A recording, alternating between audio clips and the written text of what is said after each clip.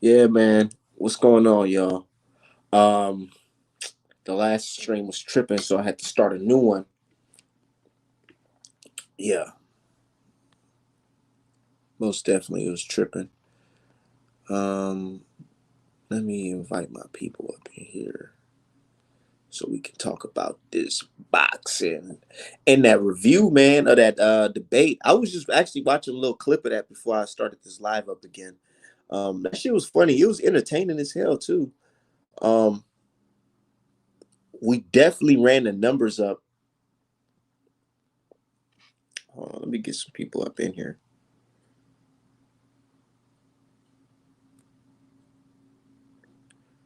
Yo, what's going on? Yeah, y'all go ahead and share this. Let people know we live. We just in here cooking. Now drop that link too.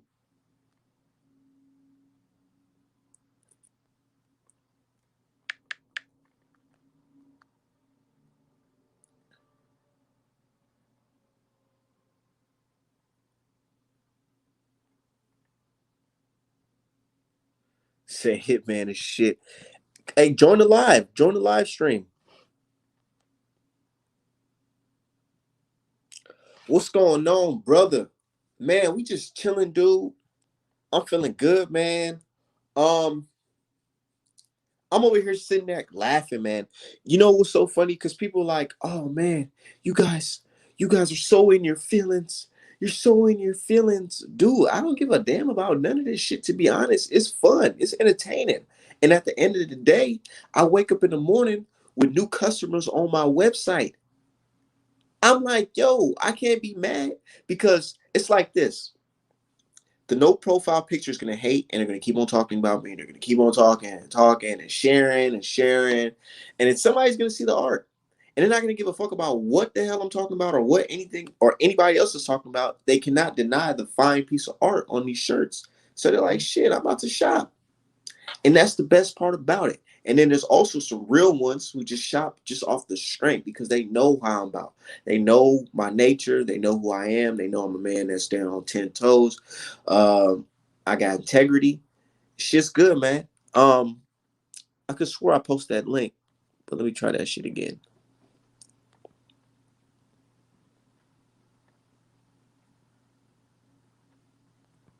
Yeah, like I said, I'm still kind of new to this shit, so I'm just working. Hold on.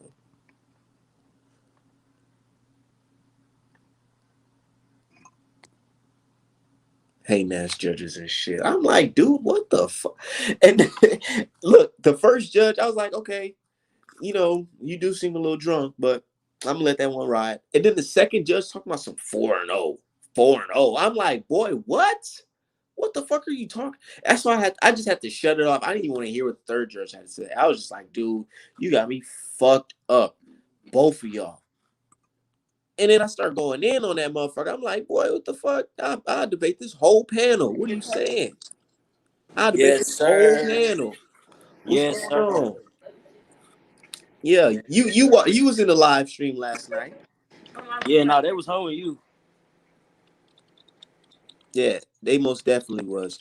Um, but it was funny though because I stayed down. I stayed down, and I made look all the views running up. They know where the fuck is coming from because they like that fucking that back and forth. What's But up, jackass? Mr. Jack Yeah. Oh Halter. shit, what's up, bro? Yeah. We talked a lot of shit to each other on Twitter. Shoot. Yeah. I ain't gonna lie, I thought you was a lot younger, Jack. I thought I'm you was not. I thought you was Mighty Mike's age. I'm 19. I used to be a couple years ago on boxing Twitter. I used to be at that age. Everyone would, even today, I still get shit. People are like, "Man, shut your ass up." You like, too. I still get that. Yeah, I still get that shit a lot. Yeah, you a Hey, But fuck that boy shit that sometimes. shit was funny as hell. Did you watch the live debate last night? yeah, dude, it was stupid. I fucking hate Hitman. He's talked a lot of shit to me, bro. He's like 6'8" and like 110 pounds, bro. Fuck him. Bro, he's like Gumby. You know Gumby? Yeah, Like the I know. cartoon. I know the He's motherfuckers. like Gumby. He's like Gumby. That's why I call him a Somali pirate because he's skinny as hell. Um, but anyways, So you gonna spar him? Sparm. Who? Dude, I will beat the Jack, shit out of that dude. I will beat the Bro, bro. I'm trying to get some work. Man, a lot of these Dude, dudes, yeah. a lot of these dudes on boxing Twitter, they just keep it to Twitter because I will beat the shit out of a lot of these dudes. And I'm That's what I'm not to saying. be like, oh, some superhero, some big badass, but let's be real. A lot of these Just dudes been fighting all fat my life, bro. motherfuckers sitting in the crib eating potatoes, chips, talking about he could have used the jab better. You know them type of dudes. Yeah. Shit. Yeah. Talking that shit. Yeah. Want to talk about fight? Like Wilder ain't never been drunk like that in his life in there, nigga. Never. Hey, but Jack, Bro, you that all right was. though. But we gotta talk about that Triple G shit. Oh shit, man. We Dude, got it upsets what it they upsets do. me. Him being my bro, because one thing about Wilder, like, because Artman knows, because like I'm the same way with Triple G as he is to Wilder. So, bro, like for Yeah. example, when Wilder gets a lot of shit for like who he hasn't fought anyone, bro, Triple G got the same shit. Like every single time Wilder and Triple G like got a chance to step up in opposition, something got fucked up. Like with the Povetkin fight, like he was gonna fight Povetkin, then Povetkin got popped, and people were like, Wilder never fought anybody. I'll be like, bro, how is that his fault? And still, he still Oh, fought Luis Ortiz and knocked him But out. I'm hold on, glad check you see the game. light. Wait, check I'm glad game, you see check the light game. finally. Triple G and Wilder, they had the same thing happen to them. The difference is people had shed light on what Canelo did, but they still swept it under the rug, Yes. talking about Mexican meat. Yeah. You know yeah, what I'm that's saying? just They were that's scared of just Triple G. wild. Everybody Are was you a scared to fight millionaire? Triple Come G. on. Canelo fought him and popped dirty. Like he definitely cheated. You know what I'm saying? Yeah. People act like cheating don't happen in boxing. So like Oh, it's not most definitely outrageous to did. think when Fury, who's not the better, when you look at them on paper, you're not gonna be like Fury's better than this guy. Now, Hey, is somebody in Wilder the chat boxing talking about I skills brought like my that? No, shooters. but I ain't do he bring no know how to kill shooters. people in the ring? Yes. When they fought, but that shit was not. It wasn't realistic. And people be Yeah, talking about bro. Wilder's competition level and shit, but he didn't been in there with real heavy hitters. He I done been think in it's there with people clear. that had to take one punch. Yeah. Fury doesn't want the third fight. I think that's clear. I mean, It's clear to me, but not to them damn judges from last night. bro, those guys are retarded. I mean, Yeah, like the I mean, knock. we've been saying, yo, I'm proud. I'm proud you finally seen the light and talking some truth, man. I'm proud, bro. I feel good. Nah, I dude. feel good. People give me a lot of Yeah, people give me no, dude. I see it. I see it. I don't dislike you see Wilder. it Like now. Fury, You dude. see Like all the work we've Let been doing. All it takes is let one let, let him person. go. Let him speak his piece. yeah. Let him speak his Whenever piece. people No, Dog. I ain't say, talking shit. bro, my dad like hates Tyson Fury so much. Like whenever someone says there's only one Tyson Fury, my dad's like, thank fucking God. He always and then like he says the Gypsy Queen and shit. Like he does not. I mean, dude, I prefer Wilder to Fury, and man, dude, it just sucks. Like what, dude? We were like 1 week away, and I know you got tickets and shit to see that fight. Yeah, So that's got to be all that that. must have broke your fucking heart, dude. That must And have then sucked. and then people are sitting here like, why are you so serious about it? What do you mean? Why am I so He was in serious fucking about it? Vegas, What made the a shit ton fuck? of money. This guy Um, cost me money. I had to that fucking rearrange my work schedule and all types of shit so I can go to this fight. And there people are talking about, why are you so serious, man? so Why are you in your feelings, man? I'm like, dude, you guys are not real boxing fans because you guys are not stupid even asshole, upset that the fight got postponed. Bro, and that's literally like the biggest fight that could happen man. for Like, your favorite fighter. Literally the biggest fight. Yep. And But man, they fuck and, Joshua. and you Fuck know what makes Joshua. me upset too? You, What's up?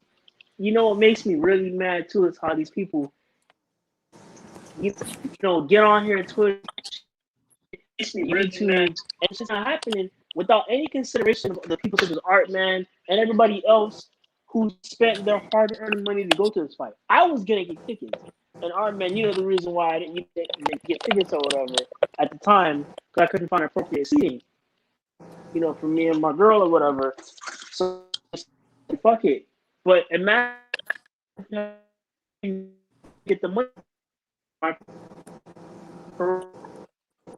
damn yourself, you backing in and out. Hold on. Hold on. Is everybody like that or just him? I think it's just him. Let me get him out real quick. Yeah, it was like that with me too.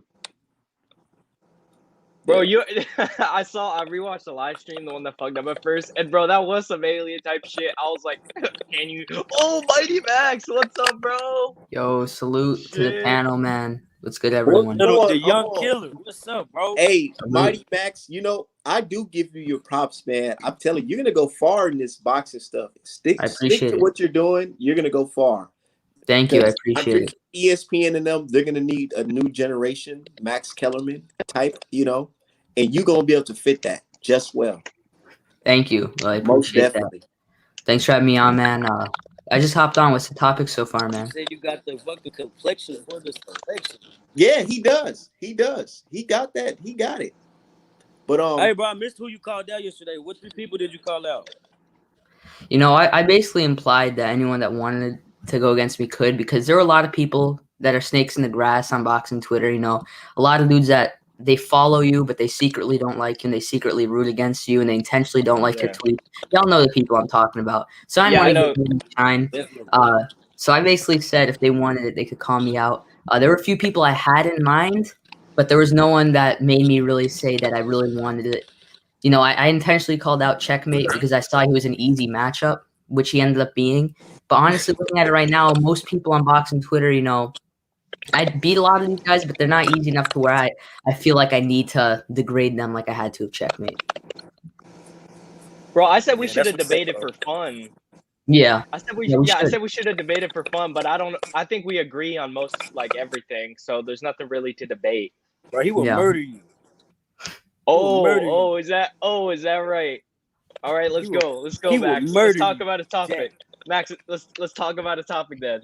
We'll figure it out, bro. You're definitely an option. I had a few people call me out already, so I'm just getting it. I'm gonna get a scrapbook. I'm gonna write down the names of the people that been calling me out, and I'm gonna have to make a decision with my matchmakers. But I gotta ask Drip. Yeah, I gotta bro, ask Drip. Are they get in line, brother?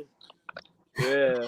I gotta ask Drip. Are they Yeah. are they rescheduling? Are you rescheduling that match with Ron Boy? Are you rescheduling that match with Ron Boy?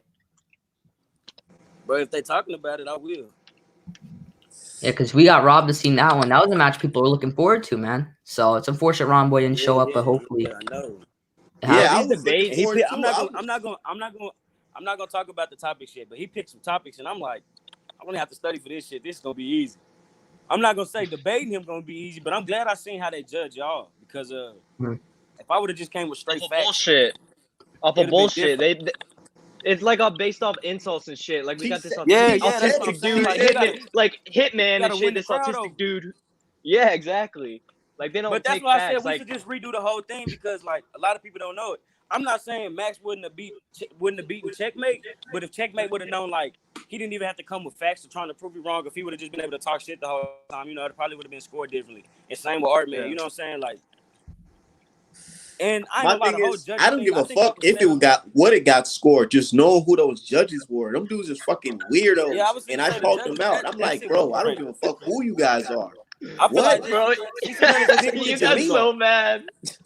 Bro, you're like, whatever, fuck y'all are fucking weird. Bro, I laughed my ass off. Yeah, This is actually bullshit. Bro, it was so stupid. That's why I'm like, that's why I couldn't be no professional boxer for real. Because shit like that, oh my God. Hey, you can't leave it to the judges, bro. You can't. But Artman, I got one request for you, man. If you make a Triple G shirt or Triple G hoodie, I'm gonna cop it, man. Triple G, Crawford, Loma, any of those three, man. Let me know because I'm gonna cop it. I told him that. Bro, I told him that. Like, but I was saying how Triple G has such a loyal fan base and he's gonna get more shit. He's good. He's very talented. Like Jack. If he does Triple G, he's gonna get that. Jack, are you telling me that like Danny Berman, he wouldn't get a Triple G hoodie? Of course he would, you know? Bro, he hates you and he would 100% get it. Dude, he's good. Artman is very good at it. Bro, he would fucking get one. A lot of people who don't like Artman would get one if he got one at Triple G. And that's what I always tell people. I be like, people, they can hate me all they want, but you cannot deny the artwork is fucking sensation. Yeah, It's pretty good. It's damn creative good. too. It's creative. Like I'm not a Fury fan or hater. I really don't care about Fury in that aspect. But the one of him in the casket was creative. I'll give you that Dude, one. that one was insane. The Cheat King, and then it's like this, dude. That was like some Picasso shit. Yep, Dude, that was exactly. And insane. I sell that. I sell about 3 of those. Well, I haven't sold one. The last one I sold was a hoodie, but I used to sell them like 3 a week, man. Yeah. Just serious. And you know what? It's one. I got to do it one at a time, man, because I don't just do boxing. I do other people's stuff like logos and stuff like. I'm a professional digital illustrator, so I do other work like family portraits and stuff like that I just don't be posting and stuff. Yeah. And it takes a lot of time to draw this stuff. And that's why I be laughing at people when they be like, he's just tracing. I'm like, dude, what? I wish I was just tracing. What the fuck? That would be easy money.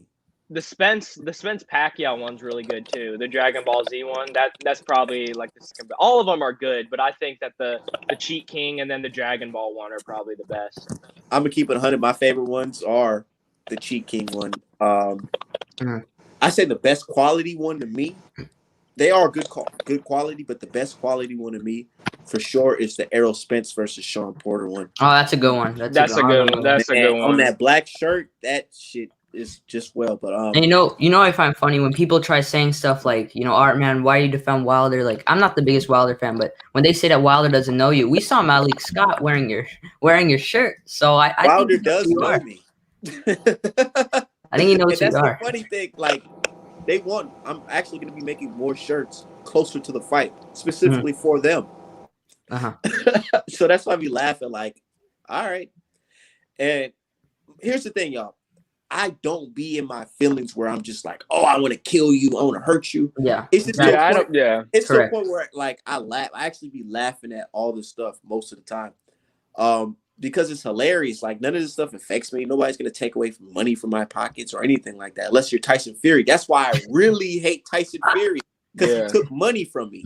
Wait, they didn't refund you? Difference. They didn't refund you? Hell no, they didn't refund me. Oh my god. Because the bad. I got gypped.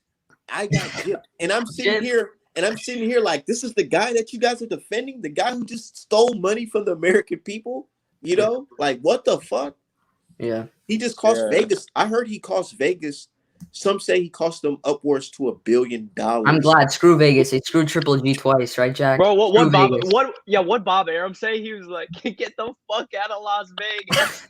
Bro, that's when they screwed my boy Andrew Maloney, man. When they screwed him against that quitter Franco. Bro, I understand Artman's pain though, because like about the like Fury cheating situation, like I can't prove he did, I can't prove he didn't. So this been a long I'm on battle. The fence. I'm on the fence. Battle. So I can understand, like, dude, after Triple G lost to Canelo that second time, after I felt he won, I got a reaction to me on camera getting so fucking pissed. Because, dude, imagine Artman feeling the same way because they had like the exact same shit, like 1 year difference. The rematch the first fight was a draw, and then they have some bullshit. Dude, I was so pissed. So I understand Artman. He keeps it very composed when it comes to that shit. Because, bro, when people talk shit about Triple G, like saying he lost to Canelo, I get so pissed. I used to get pissed. I don't really care anymore. I get so fucking pissed when people say that shit. So, man, let me tell you, because I actually bet on both of those fights. The first Triple G fight versus Canelo, I'm not gonna lie to you, man. I bet it for Canelo. But I was holding on to my money in my hands so tight.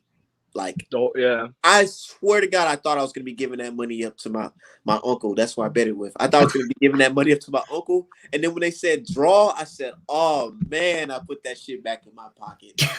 Yeah, dude. At the time, I really needed that money, and I'm over here betting hard. I'm like, man, fuck it, he's gonna win. He's gonna win. You got lucky though. You got lucky. He should have lost. Canelo should have lost that shit. That's why he held on to the money tight. He knew who really deserved the win. Look, it was like this. It was like this. I could see why it was a draw, but I could also see why people strongly believe it was Triple G. My thing is, I was impressed by Canelo's footwork and stuff because I was like, man, I've never seen Canelo look like that. It's so ironic that he gets popped for pets right after, but I'm like, man, I've never seen him look like that. I'm like, he really took a page out of Mayweather's book. I was saying all that shit. So I just wanted to see another good fight. So I was like, draw, that's cool. The second fight, That's most definitely could be considered a draw over the Yeah, first. I could see why people would have the second fight a draw. I really could. I had Triple G winning both, but I don't get mad when someone says there's a draw. Really. But Dude, you I'm know, one of the few who thought the second one was more one-sided. I thought he boxed his ass off. People always bring up his face after the fight. I'm like, that doesn't mean shit. Or your Yeah. face after the fight doesn't mean shit, bro. Yeah, you Kell know. Brook made Triple G's face look worse than Yeah, Canelo did. he Kell did. Brook did to You Triple know what G. it is? It doesn't mean let me shit. ask y'all. That question. logic Ask is y'all question. debunked with Triple G versus Derevyanchenko. Because look at Chenko's face after Triple G fight. Yeah, I was exactly. just gonna ask you guys, who do you think put on a better performance in the first out of Canelo in the first fight or Derevyanchenko? Oh, Derevyanchenko. Well, there's a lot of shit. There's a lot of shit surrounding that. Like Mighty, you knew Triple G had the flu, right? There's like facts. Like before I the saw fight, his ears before the fight. They were beaming red. I knew something was up. His No, dude. ears were like red. Yeah, I mean, they said for the knockdown. Wait, before the knockdown. we gotta pause that. Time out. Yeah, no, you're good. Time out. I remember reading an article. I don't know if it was the language, but Triple G said, "I'm scared of Derevyanchenko." Yeah, he did. Do you guys remember that? So I don't know if it was just the flu. Maybe it was, him being a little nervous. Well, we know he wasn't as scared as Canelo was of Chenko, who vacated his belt to avoid him. Yeah. Bro, Derevyanchenko's a fucking monster. Like, no one can stop Derevyanchenko. He can take such a fucking beating. Like, Charlo. Not after that Charlo fight. Bro. Not after. He's worn torn. Yeah, he's done now. But like against Charlo, Jacobs, and Triple G, he got the shit beat out of him and just kept firing back. He hurt Triple G and Charlo. Who beat him the worst? I think Charlo put a beating on the worst. I think Charlo or Jacobs. No, it really gotta be Charlo. I think Charlo won 7-5 or 8-4, and I think Triple G and Jacobs won like 7-5, 8-4, both with a knockdown. So I actually had Chenko beating Jacobs. Actually, not many did. Really? I had him winning by a point. Yeah, I thought I liked his cleaner shots. I think the best version of Derevyanchenko was the one that fought Golovkin. Man, dude, I don't care what nobody's. Bro, I damn near had a heart attack watching that fight because I'm screaming at the TV like, "What the fuck, ref? Why is the ref catching Triple G? Did you guys see that in the 5th round?" Yeah. Dude. There's what the fuck? He caught him, man. Y'all know he caught him. That was a weird situation. Like, the thing is, he fell back and the ref was randomly behind him, which made no sense. Because the ref wasn't expecting Triple G to back up like that. And bro, that did hurt him, but he immediately started throwing punches back. Like, it wouldn't have saved a knockdown. The ref just got in the way. And the same thing the ref did, he saved Derevyanchenko from getting knocked out at the end of round 10. Do you remember? Triple G hit him. I remember that. I was mad when I saw a left hook, a right hand, and then Derevyanchenko was just like this, and then he said time, and then Max Golovkin came in the fucking. He was saying to the referee, like in like Russian, he was like, or like whatever, like saying like, "What the fuck is wrong with you?" Like, he would have stopped him if the ref didn't. Yeah, I remember what happened is there was still time left in the round. The ref just randomly stopped it. And as a Triple G fan, like, I like Chenko, but I'm a massive Triple G fan. I was like, what the hell is the ref doing? Like, I got upset when that happened, but it doesn't matter, man. We should have gotten the rematch. We should have gotten Triple G Chenko too, man. That would have been. Derevyanchenko would have got. Triple G would have won. Yeah, Triple G would have destroyed. Triple G wastes his career waiting on Canelo, man. Well, he is getting that unification, which I'm happy about as a Triple G fan. Even if it's not the best fight, it is still technically unification and for a lot of money. So, as a Triple G fan, I'm glad about that. Dude, I want to see him fight Charlo, even though they're on PBC, and I don't think either guy wants it. I want the Andre fight more, actually. Personally, I'd rather. It won't be competitive. I want to see Andre versus Triple G. I like that matchup. Triple G's gonna fucking destroy. Triple G would destroy Andre. Triple G. I don't know about that. Bro, okay. How does Liam Williams hurt him? Willie Nelson. Let's set up the next debate, man. Jack versus Artman. He didn't look as worse as what's his name in that Derevyanchenko fight. I say Andre looked like that because he was rusty. He wants to stay active, and that's the thing with a lot of these fighters today. I feel like the reason why they be having these hiccup performances is because they're not as active as they're supposed to be. Like back in the day, fighters were fighting like 3-4 times a year. Here we are today, fighters are fighting like 1 time a year, against a bum, struggling. Jamal Charlo. That's the example I was thinking of. I think he has issues with southpaws, but he still dominated that fight clearly. Jamal, he just got hit with some huge shots. He was a tough motherfucker, man. Oh yeah, monster. He was definitely tough. But same can be said. Look at Areola versus Ruiz, man. I thought Ruiz. I thought everybody was saying Ruiz can beat Wilder. He's And I never Ruiz thought fucking that was a fluke. Him beating AJ was the biggest fluke in history. I'm telling you, Ruiz is luck. decent, but he'd get knocked out by Wilder. He'd get knocked out by Wilder. I've said from the beginning, even after he beat AJ, that Dillian White would beat Andy Ruiz. I've said it from the start. I think Joe Joyce would probably outbox Ruiz using his jab from the outside. Joe Joyce will beat this. Bro, I think Joe Joyce would knock out Ruiz. Like, what the? Ruiz will catch him, but Joe Joyce would eat a punch and throw his hardest punch and knock Ruiz out. I pick Joyce by decision. I think Ruiz he's tough. He's tough as nails in my mind. Ruiz, okay, here's the thing about fighting Wilder. If you don't have good defense, you're fucked. Because this dude, I don't care what anyone says, he has the hardest. Okay, like Tyson Fury once said when talking about Wilder, it takes every man bears a chin. Every man takes knocking over. And the way the fashion Deontay Wilder has knocked guys out in, doesn't matter who, because you're not just gonna randomly put like a random guy down. Wilder has knocked every single fucking like dude like in a knockout of the year contender.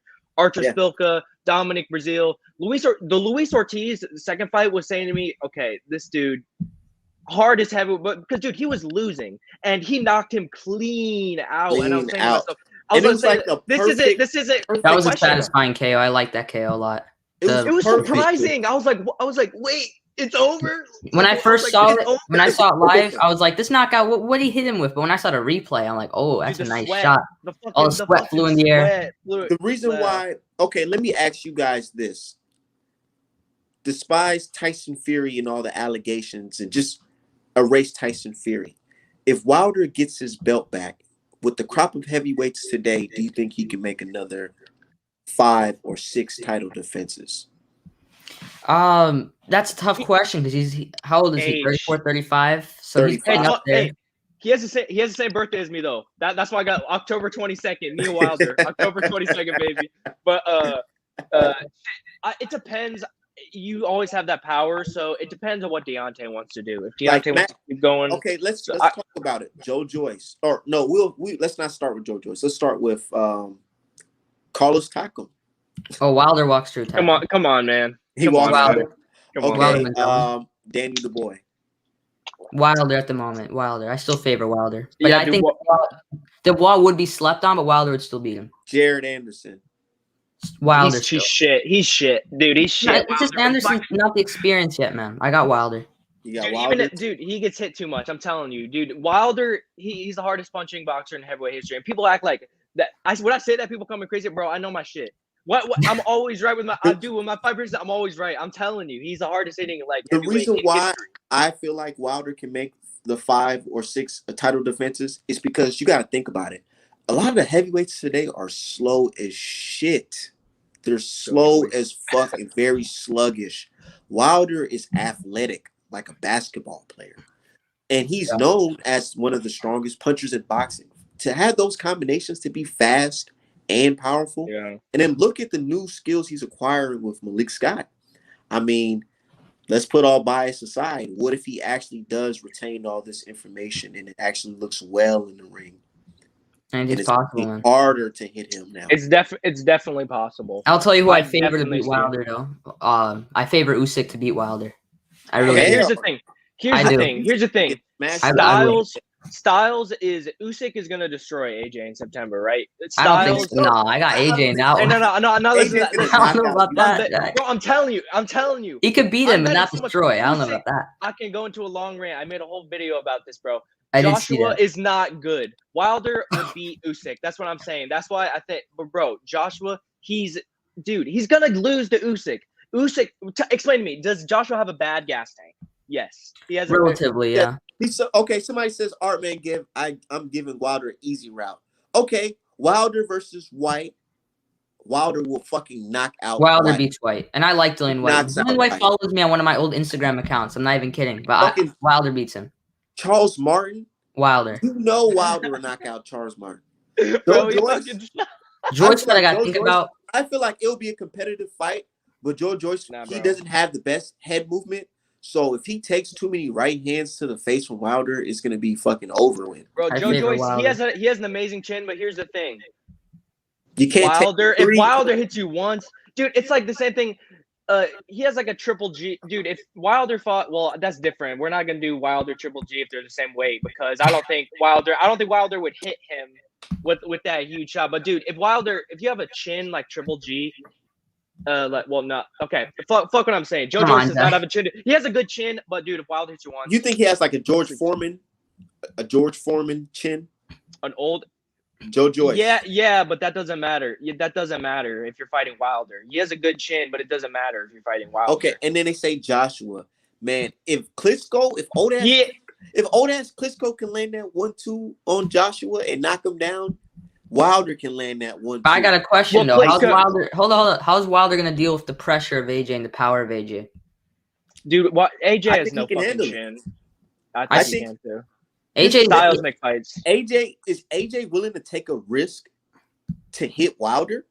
I think AJ would fight that fight It's very gonna be a weirdly. boring fight if AJ tries to just stay on the outside because Wilder, he still has a long reach. So they're just gonna be jabbing each other all night until somebody tries to go in. And Here's I the feel thing like though. if The Joshua punishment tries to pressure, Deontay Wilder he's gonna took get in his ass knocked out. if the punishment Wilder took, so say whatever you want about Fury cheating or not cheating. The fact is Wilder did take a lot of punishment in that rematch. You see that having long-term effects in his career, and you see him looking like the same Deontay Wilder after that because he took lots of damage in that fight. The people saw he took a lot of big shots. Do you think he's going to come back, be the same guy, or no? Most definitely. But I do also think about that that abnormal injury on the side of his face because I've seen it on the ESPN interview. I've seen it on the ES News interview. It's there. I think about man, how sensitive is that? What if you get hit with like a left or a right hook or something? Would that mess up? Would it make that impression worse? That's what I think about. But I also think about he had a long time to heal. The last time he fought was like what? Pushing 20 months from February 2020. So that'd be like months from now. So I think that he's Yeah. gonna have enough time to heal. So yeah, you give somebody that long. He has if you go on Wilder's Instagram, he has that little, that little ice box that they go in. I don't know the name of it. It's like the freezer. Yeah. I know he has one of that in his home. I Mhm. mean, for the guy to be a multi-millionaire, he's taking care of his body. I mean, I think he can do it, man. Most You know definitely. what? I know someone that knows Deontay Wilder's chiropractor. That shit right South there. Florida. Somebody who knows, and that's the thing. The brother, he spends a lot of money on his physical fitness, his health. Shit. Look at that gym. Mike Coppinger laughing at his gym and shit, but dude, what the fuck? Mike Coppinger's a fucking loser. Mike I would Coppinger's a trade in my fucking Planet He's a Fitness fucking membership loser. Coppinger for hates that Crawford, fucking, man. Gym that he has. I'll trade in my membership to Planet Fitness for that fucking gym in his fucking crib. What the fuck? Hell yeah. Yeah. So I think Michael Hunter, that'll probably be Wilder's toughest fight because Styles make fights. I think Hunter's too small. I don't think he has the versatility of an Usyk to not get hit by that right hand as well. Dude, do you remember the last minute of the Usyk fight? Dude, that should have definitely been stopped. He was getting. That was Did you painful see to that watch.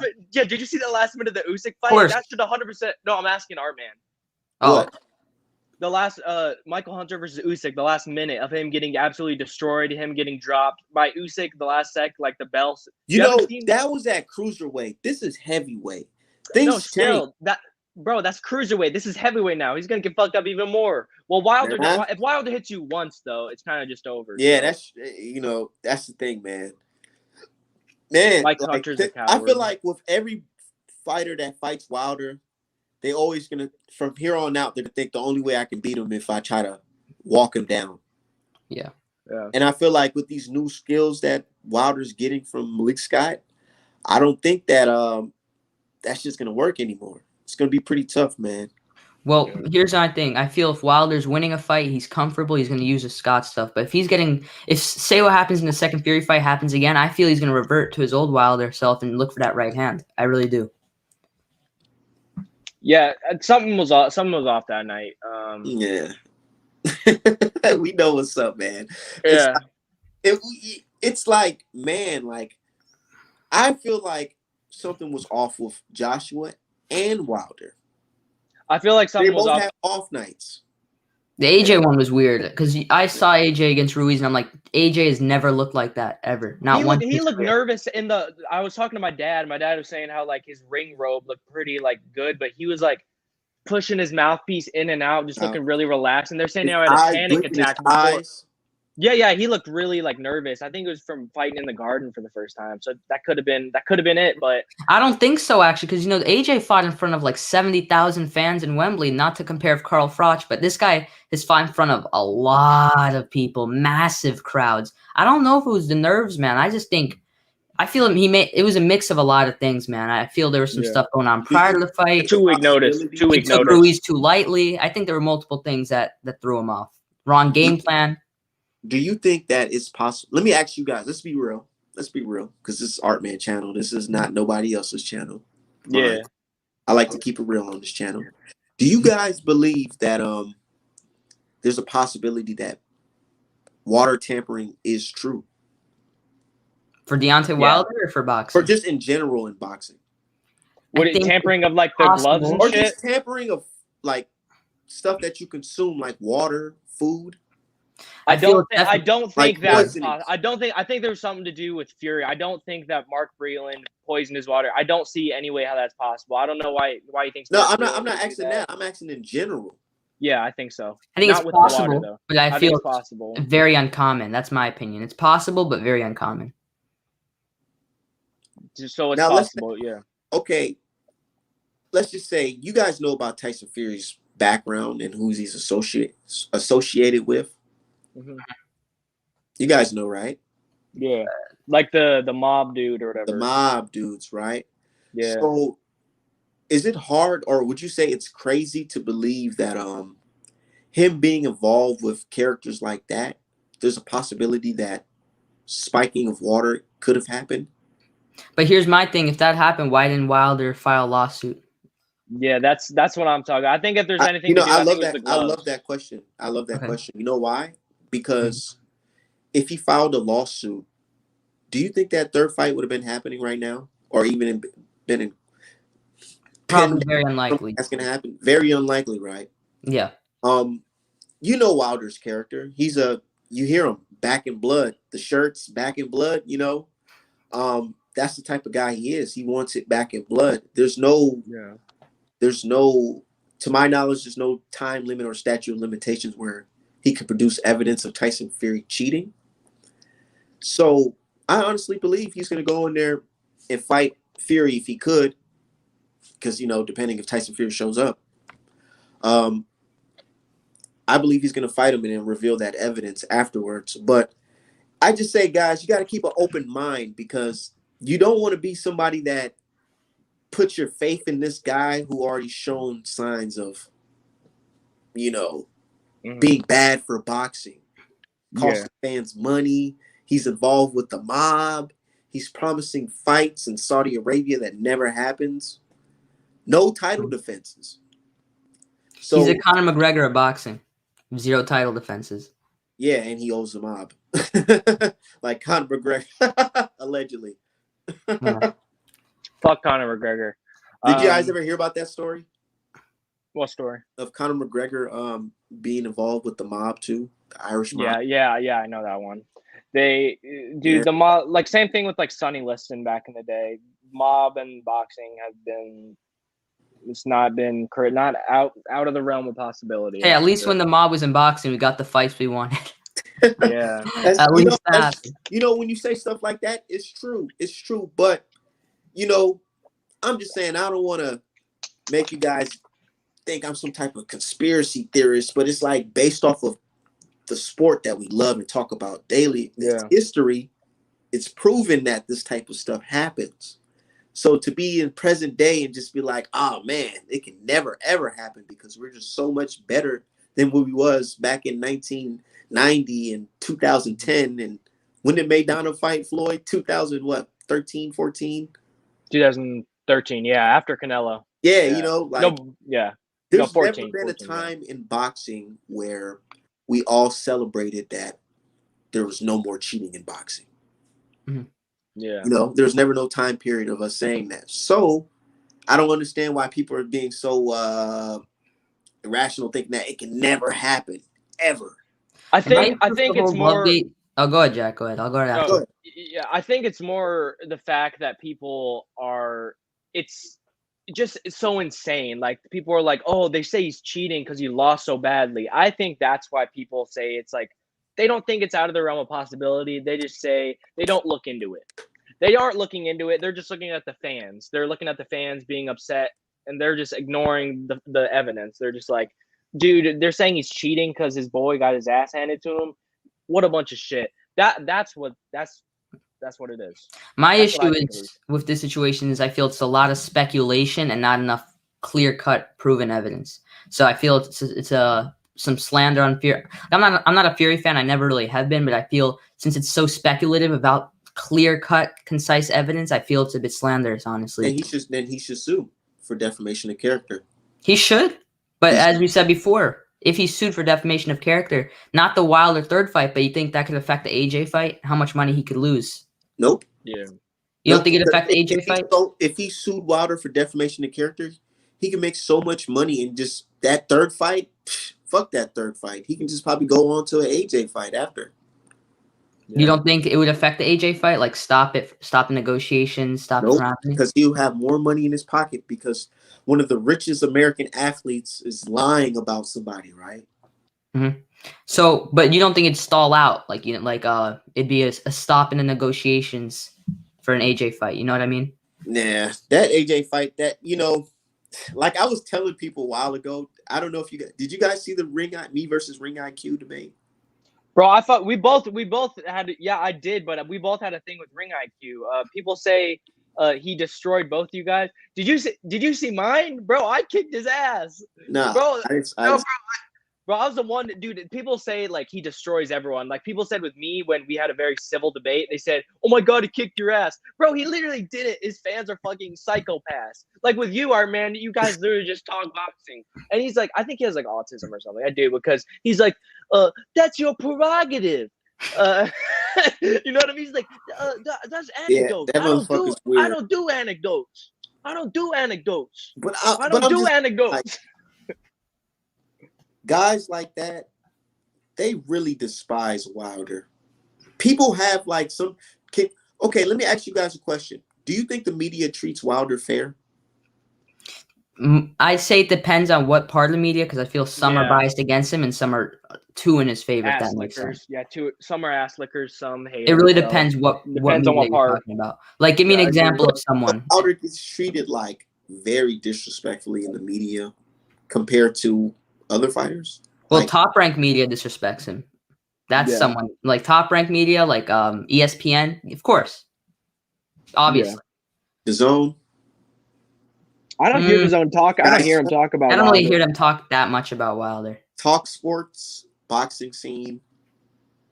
I don't pay too. Boxing scene and Bad Left Hook are not very nice to Wilder. But however, Boxing News 24, from what I've seen, has been in Wilder's favor. Like, clear, you know. Yeah. That the general boxing media has slandered Deontay. Oh, Vivi's here. Fucking Vivi's here. What's up, Vivi? Twitter black guy, YouTube white woman. What? I remember someone Checkmate said that actually. That was Checkmate's quote. He called Vivi Twitter black guy, YouTube white woman. Oh, look we got a special special person in the chat right here. My favorite part of Nake.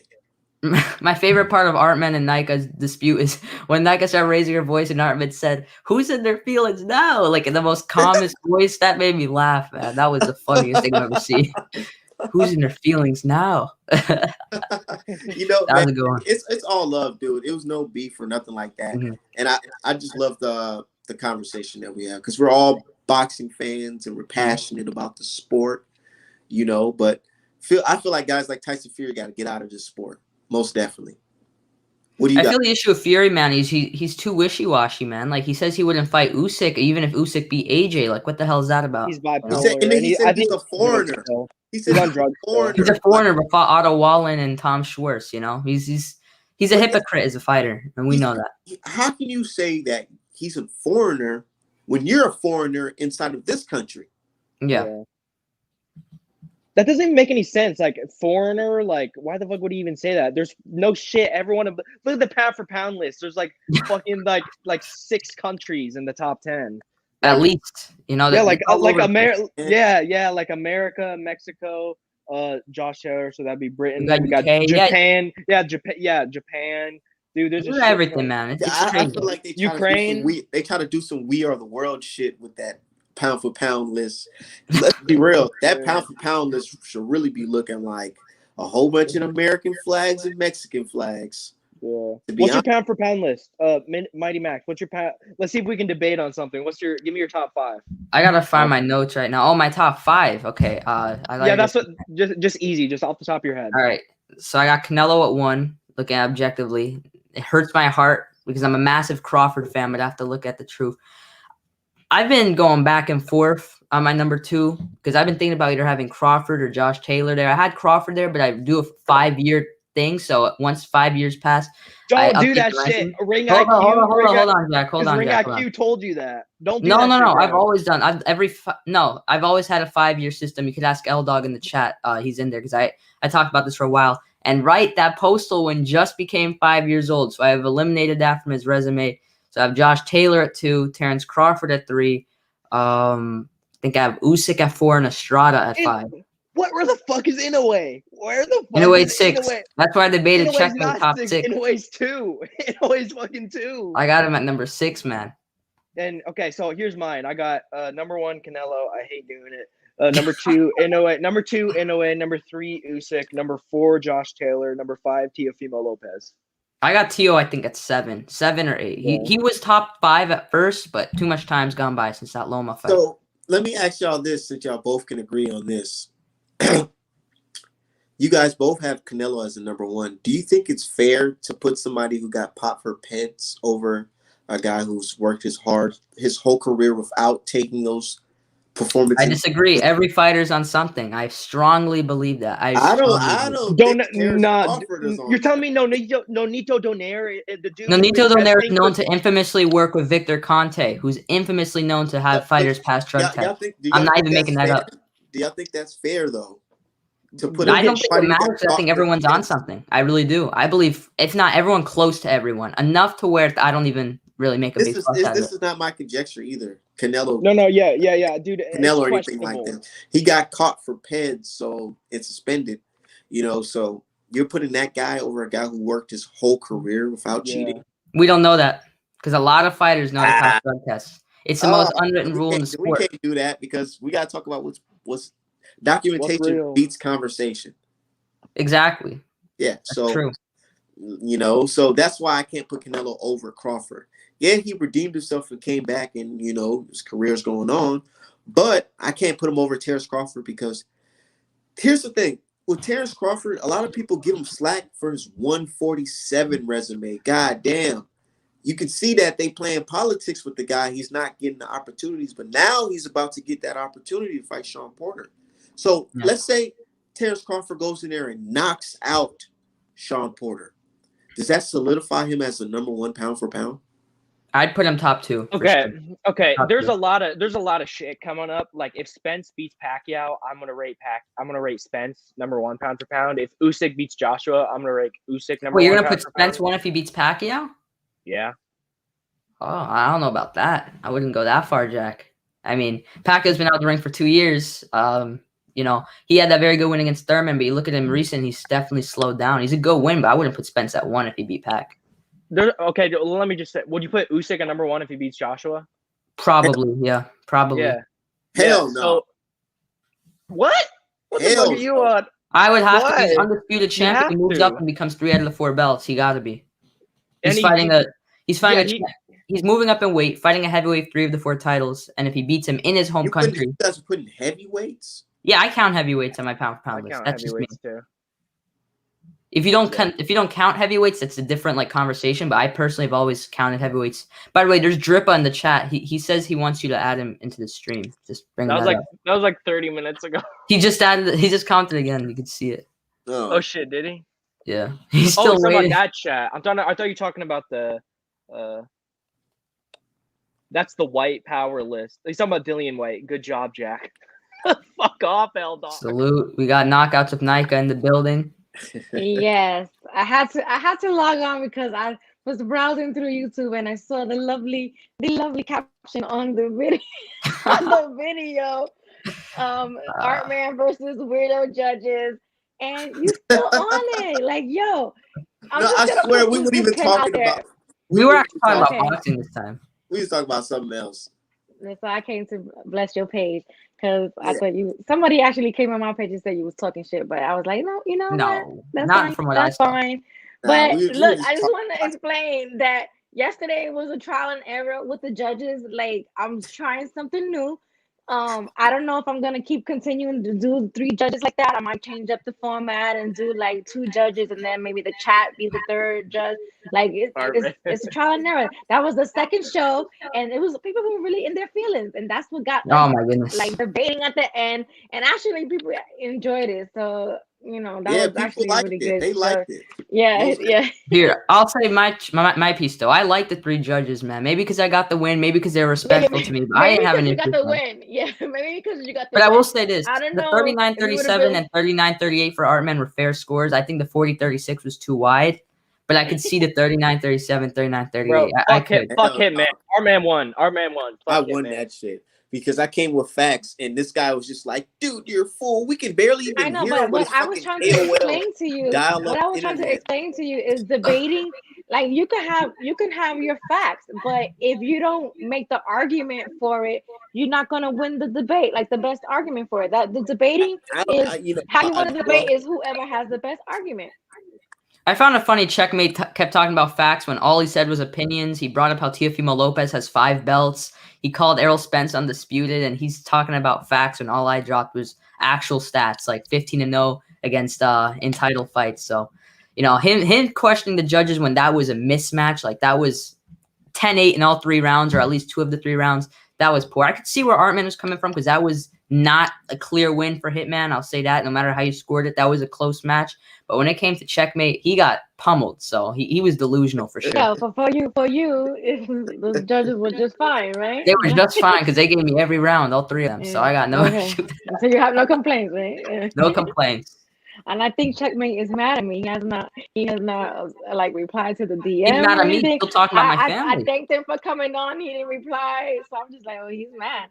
So yeah, it was all in fun, It was supposed to be all in fun. I wanted. He tried making it personal. Lighthearted. Yeah, I was trying to keep it lighthearted, but it's like I don't. You gotta unblock me. You gotta unblock me and let me on your show. You got to. I've been following you before, and I remember why I blocked you. Did I got you blocked on this page right now? On this one? Because I've had like 30 pages. I don't know if I have you blocked on this page. On Twitter. I know, I'm talking about Twitter. Yeah, I had like 30. There's no beef. There's no beef. You're not bad. I just talk a lot of shit. I have nothing against you. I have nothing against anyone besides like Hitman probably. What happened to Hitman, man? I don't even know what's going on there. We got a lot. We got a lot of shit just from the beginning. Ever since Derevyanchenko beat Charlo, I was like, man, fuck Charlo. And then I was like, fuck you. And then we just got into a long debate. So, you make good videos. I'm a fan as a creator myself. Keep doing what you're doing. It's great. I appreciate it. Wait, I'll think about unblocking you because I'm trying to remember exactly why I blocked you. If I blocked you, it's for being racist, I think. I think it's for being racist. It was for being. You said something real racist, and I'm just like, but you know what? You admitted it. Like you just admitted it. No. I didn't think it was. I can't remember what it was, but you said it was racist, so I can't remember what it was. But I'm not even gonna open up that can of worms on here. But it was something racist. Yeah. I remember because y'all having a good conversation here. So I just wanted to stop by and say hi. I need to get. Yeah, you have a great attitude. This is perfect. You should stay. This is great. He's like, you guys. No, I just got up. I just did another show just now, and I don't get no sleep, so I'm tired. She's gonna steal my shine, so she gotta go. No. All right, so you guys have a good night. All right, have a nice night. Thanks for stopping by. You too. Bye. I like how Jack's talking like it's his channel, man. Yo, stay on here. Nah, I'm messing with you. I'm messing with you. I'm messing around. Oh shit.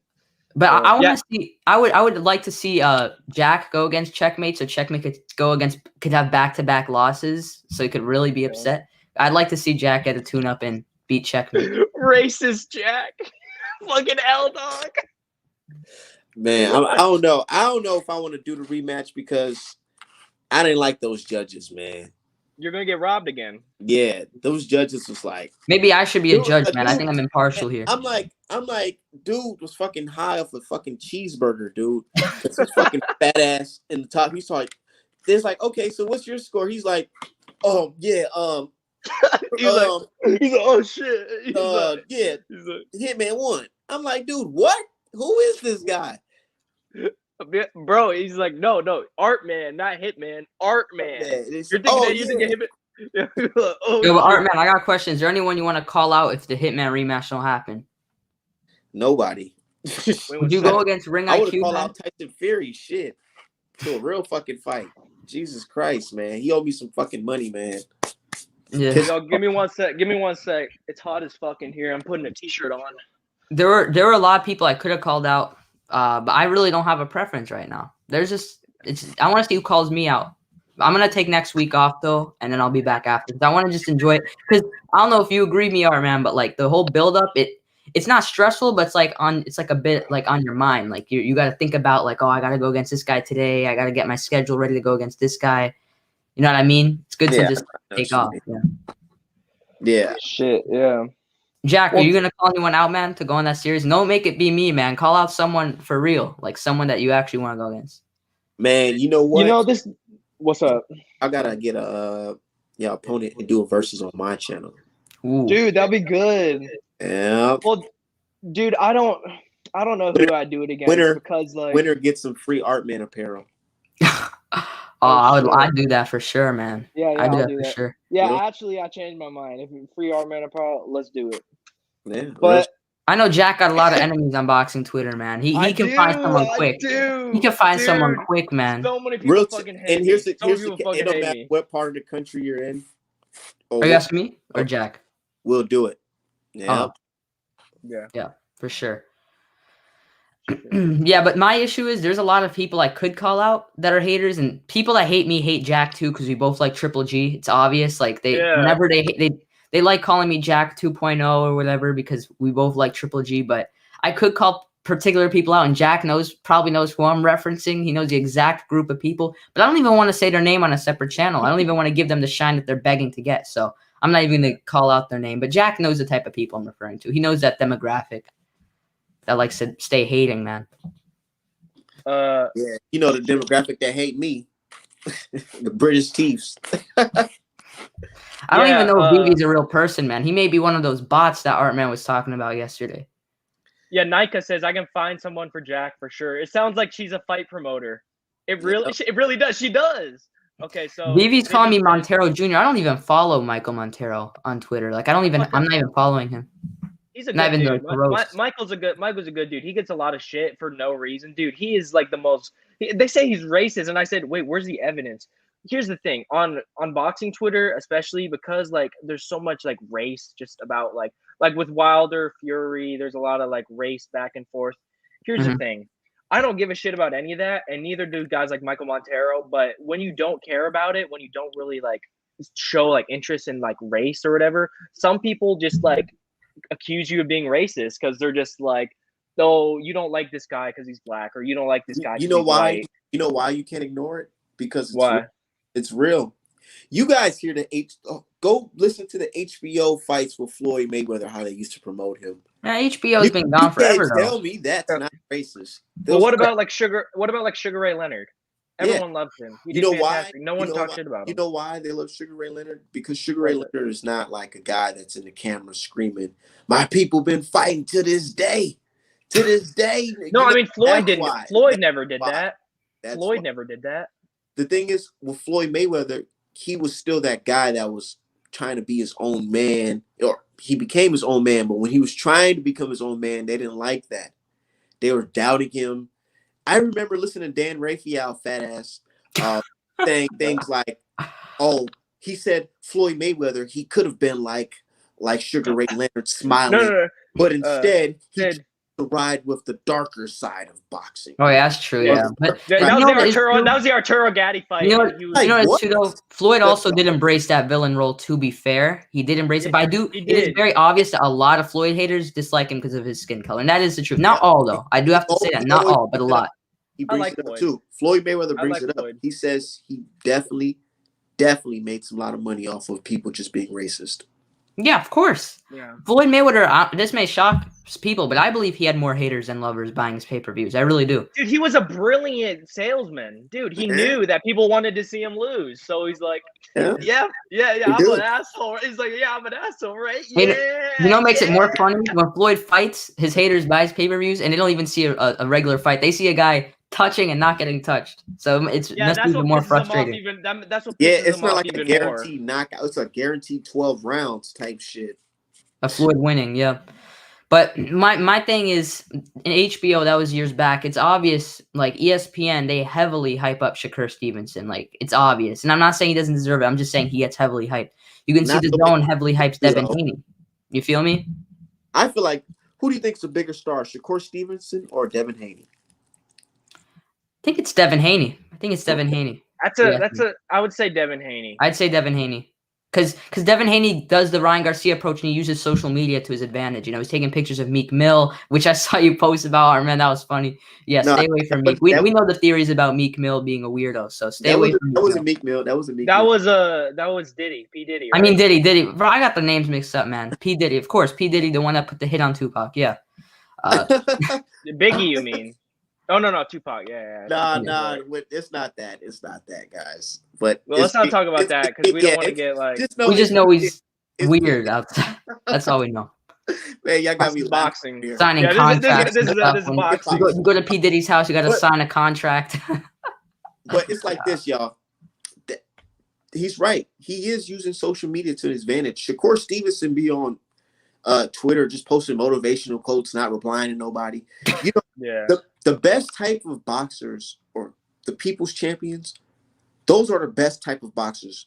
People who talk to boxing fans, people who repost certain things that fans tweet about them. Like Errol Spence, he's considered a people's champion because he retweets people and talks to certain people. And Deontay Wilder, Jamel Herring. I'm rooting for Jamel Herring. No. You know, it's so crazy. I've been friends with Jamel Herring on Facebook for like a fucking couple years. Jamel Herring's a good dude, man. You could tell he's a good dude. Yeah, he's really like open with the fans. But one thing I want to say is people like to say it's race, but it's really for me, it's just preference. Like one of my favorite fighters is Jaron Boots Ennis. Oh man, that dude's fucking special. But at the same time I say I don't like Devin Haney. I think he's boring. I think he has no power. People are like, you're racist. And I'm like, that has nothing to do with that. That's nothing to do with that. Devin's actually grown on me, man. You know, at first I liked him. Then he started accusing everyone of ducking him, so I kind of stopped liking him. But, you know, after he fought Linares and gave us a good fight, you know, I'm starting to like Devin Haney again, man. And, so do you think a lot of people was giving Devin Haney crap for fighting Linares to get touched one time? They're giving him too much crap, for sure. Yeah, they definitely. Linares, I was saying before the fight, Linares could win by TKO, but then I was like, but I'm a bet a lot. Like, I have proof. Like, I bet only $10 and won like $30 for betting on Haney decision. But I knew Linares would be a live dog. Like, he's a good fighter, even Linares would beat Ryan, in my opinion. I really believe that. I feel he would. Fuck no. He would. Fuck no. The thing is, no. let me give my points. Hold on. Fuck no. Can I get my points across? Yeah, you're good. You're good, dude. You're good. So what will happen is, first of all, Devin Haney has much better defense than Ryan Garcia. He was getting hit by shots that Devin has never been hit by. Ryan's going to be getting hit. He may hit Linares with big shots, but he's going to get hit by big shots. He's not going to avoid Linares' output. He's not going to avoid his work. And when he does get hit by those shots, he's going to feel them. He'll probably get dropped, and Linares is going to go for that kill. He couldn't get Haney out of there, but Haney was very good at surviving. Ryan, he has good resilience, but I don't see Ryan being able to survive an onslaught from Linares. And I favor Linares in that bout. I really do. How? Do you not agree that Luke Campbell was robbed against Linares? No, I had Linares winning that fight 7-5 plus a knockdown. Okay, let's say that anyway. That fight. You never watched it? Hell no. That's a good fight. You should watch it. It was pretty good. That's an interesting fight. When he fought Lomachenko. Oh, that was a good one. That was a great. That was a great one-sided fight. Here's my thing, bro. I swear ESPN made people not like Lomachenko. I swear the way they was promoting him. I can see where you're coming from for Never sure. seen anything like him before. He's the next Muhammad Ali, Sugar Ray Leonard. It's like, dude, what the fuck? But it's like after that loss, I kind of like him more. I think he beats Teofimo Lopez. He does. He does. Most definitely. I don't think he beats Devin Haney or Tank. I think he beats Valdez. Shit. I favor him beat Shakur. I would. Because I don't think Shakur got the pop to keep him off of him. So Loma's just going to walk right through those shots. I think that style, that American, we do have different opinions. a lot of backs. I thought we have a lot of same opinions. We differ in a lot of ways. We do. That's how boxing is, man. We can't be agreeing on everything. It wouldn't make sense. Boxing's so 50-50 on a lot of these opinions. There's no way everyone's going to agree on everything. You feel me? Yeah, I appreciate that. A lot of guys on boxing Twitter, like Danny Berman, that dude, I agree on like everything. Like I don't think we've ever disagreed on something. Danny's a good kid, yeah. Yeah, he's a good dude. Shit. Yeah, but Artman, what's that? Go ahead. I was just saying, I favor Loma against a lot of these guys. I really do. I really have faith. He'll win the rematch. He'll win the rematch against. Yeah, Lopez. Of course. Yeah. I actually one take that I said that I got a bit of slack for, but I really believe it. My gut feeling, my brain doesn't tell me this, but my gut tells me this. Tank would beat Teofimo. Most definitely. Teofimo won't be able to handle that. When Tank heats up, when Tank warms up the way Loma did in those middle rounds, Teofimo's not going to be able to keep him off him. He won't. Tank's going to finish him. Teofimo Lopez fights like a poor man version of those fighters that fight out of Mayweather gyms. I think it's 50-50. I think it's 50-50. Listen, hear me out. Mm-hmm. Teofimo Lopez, he tries to do the shoulder roll, like guys out of the TMT gym. Do it. He does not know how to do it like it because you got to have a certain level of athleticism to do it. Guys like Devin Haney can do it. And Tank has his own mixture of that type of style with a Mike Tyson style.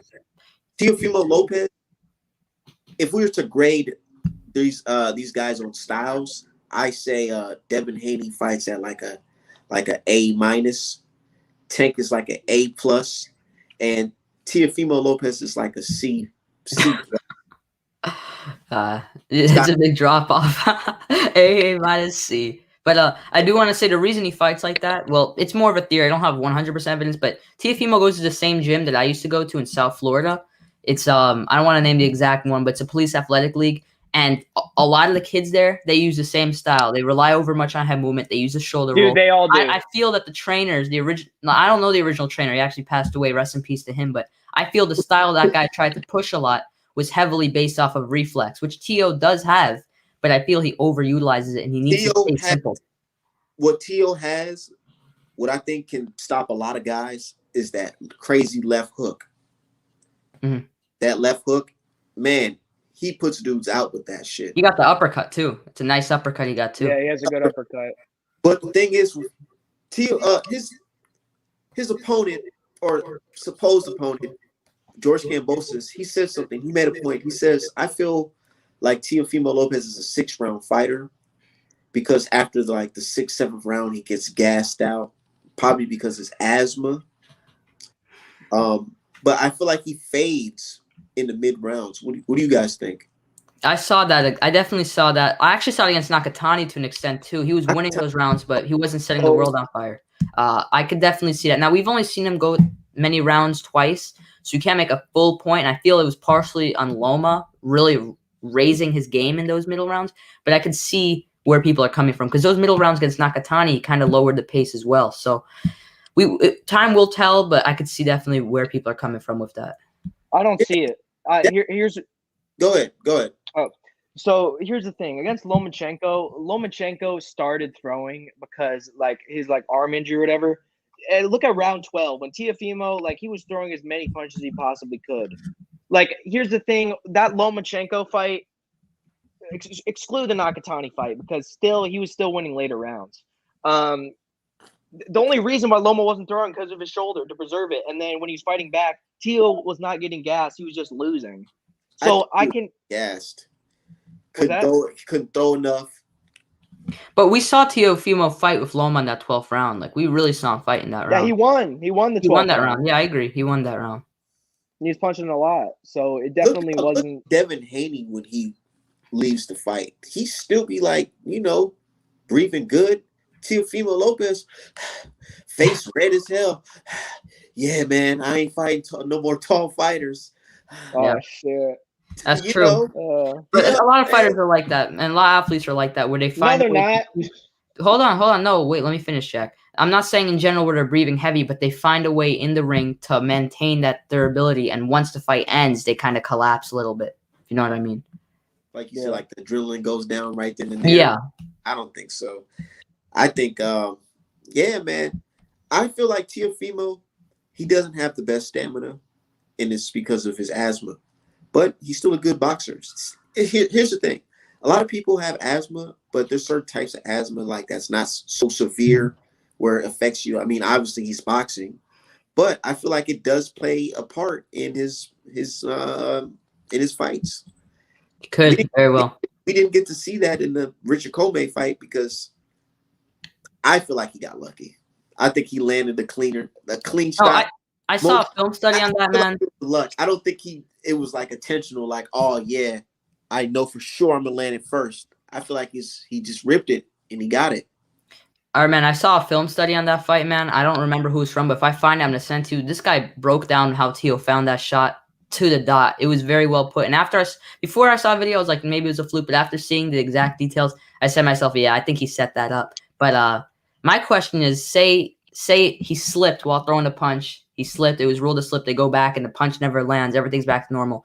I see Teo winning that fight, but I'm really interested to see how it would go. I had dude. I'm not gonna lie. That proved, that's what made me believe that he can beat Lomachenko because I made money betting on Teofimo to beat Lomachenko, but there's a time where I thought Richard Comey was gonna fucking body Teofimo Lopez because I seen the fight with Nakatani. Yeah. I was picking Teo. I just thought Comey was too sloppy, and Teo would get him in the later rounds. That was my pick. Hey, real quick, I just want to say, Young Merv, the cut man in the chat, I like that dude. That dude's chill. Oh yeah, let me get to the chats, man. Said Merv Cup man, of course. Hold on. Shout out to everybody in the chat. Like and subscribe, and also hit up my website, artmanapparel.com. Tank versus Mikey, somebody says. Mikey's done. Mikey might be too big though. That's the thing. Mikey might be too big for Tank. Well, that's a good point, but I don't think that fight would ever happen. I don't see it happening. No, Mikey's not fighting anyone that we want to see him fight. That's a fact. He's not fight. I'm telling people from the start, he's not going to fight Prograis. That's too high of a risk.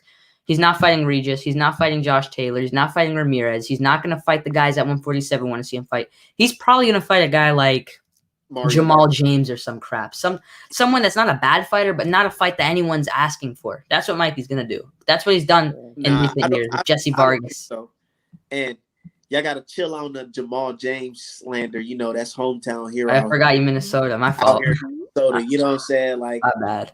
That's actually the first fight I've seen in person. Oh, for real? What fight was it again? Jamal James and who? Jamal James. It was versus some bald dude. I stopped him to the body, but it was at the Armory.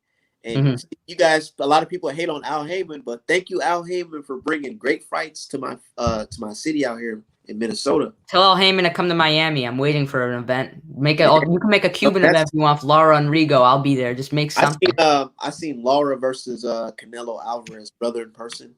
Oh, for real? Raymond? Oh, yeah, because that fight was in Minneapolis. Oh, shit, yeah. Knocked him out. I was like, oh, shit. I was happy when Laura won that fight. And then I was happy. Man, Sebastian Fedora, you know that tall guy? A freak. They robbed Javante Clark of a win. I saw that fight. Clark won that. Clark won that. I've seen it in person, like in front of my eyes. Yeah. But it was a good fight. I can see why it was a draw. I've only been to one fight. It was Triple G versus Steve Rolls. You were at that one? Nice. That was an MSC. Dude, I was jumping up and down, screaming. What's so funny, Artman, bro? Wouldn't you see all the Wilder's fights? I've never been to a Wilder fight. And it's gonna be Artman's first time, man. I do feel for you, man. It's amazing, dude. It was the best experience of my life. But Jack, if I happened one day before my birthday, Triple G rolls. Except, I'm from New York, but I wasn't in New York. Yeah. Dude, you should have gone. It was so awesome. I don't live. I'm hours away. Actually, I'm only 2 hours from New York, man. I was born in New York, but I lived in Florida for years. We should have made a vacation. We should have made a vacation plan. We should have. Yeah. The only event I've been to, it happened in Miami because I've never flown to an event. I wanted to fly to Charlo Castano when they were saying they're gonna have it in Barclays, but then when I heard that they're not gonna have it in Barclays, we didn't even make the trip to go to New York. But I did go to Demetrius Andrade versus Luke Keeler event. The main event was nothing Jake Paul. special. Yeah, Jake Paul was on that card, yet the tickets weren't very expensive, so that worked out. That was a good investment. Marujan Akhmadalia fought Daniel Roman, and Jojo Diaz beat Tevin Farmer. It was a pretty good card, especially for a Thursday night. I don't know why it was a Thursday night. I remember that, dude. I remember that. It was like a school night. Yeah, it was a school night. It's good. I remember it. I was like, staying up. Damn. I was like, staying up. Yeah, it was senior year for me. Uh-huh. So it was senior year. Yeah. Shit. Damn. Yeah, dude, that was crazy. Young as hell, man. Talk about. How old are you? How old are you? 26. And I turned 20 in October. So you're still like 7. You're 16, right, Max? Yeah, I'm 16. Yeah. Yeah. So it's. And so, do you guys study boxing? Because even though I'm not like fucking 40 years old, but I still go back and study old boxing. Do you guys study old boxing? I should study a lot more, but I know the basic stuff. I just don't know enough, if that makes sense. I was obsessed with looking into record. I never really watched that fights, but like box rec. Oh yeah, that's fun to look at. Dude, if you ask me like any fight, like I can tell you like, dude, I'm like memorized with like the records, like Bernard Hopkins, like Oscar De La Hoya, what fight, what round, what. Dude, I know I'm like great with all that shit. So Max, what got you into boxing? Because I'm not gonna lie, you got into boxing a lot younger than I did. Yeah, I got into it when I was 6, actually, which is uncommon for most. My mom showed me boxing, which is surprising. Not many mothers, I should say, show their kids boxing. I was 6 years old. She showed me the Floyd Mayweather Miguel Cotto card with the co-main of Canelo versus Shane Mosley, which is why I was a big Canelo fan when I first started watching boxing, because I had like great memories of that. So she showed me that fight. She showed me both of those fights, and I got hooked then. Next week was Chavez versus Andy Lee. I remember that was another fight I watched early on.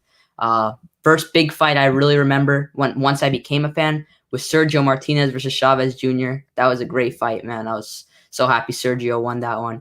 But yeah, man, my mom was the one that showed me boxing, actually. You want to know what fight got me into boxing?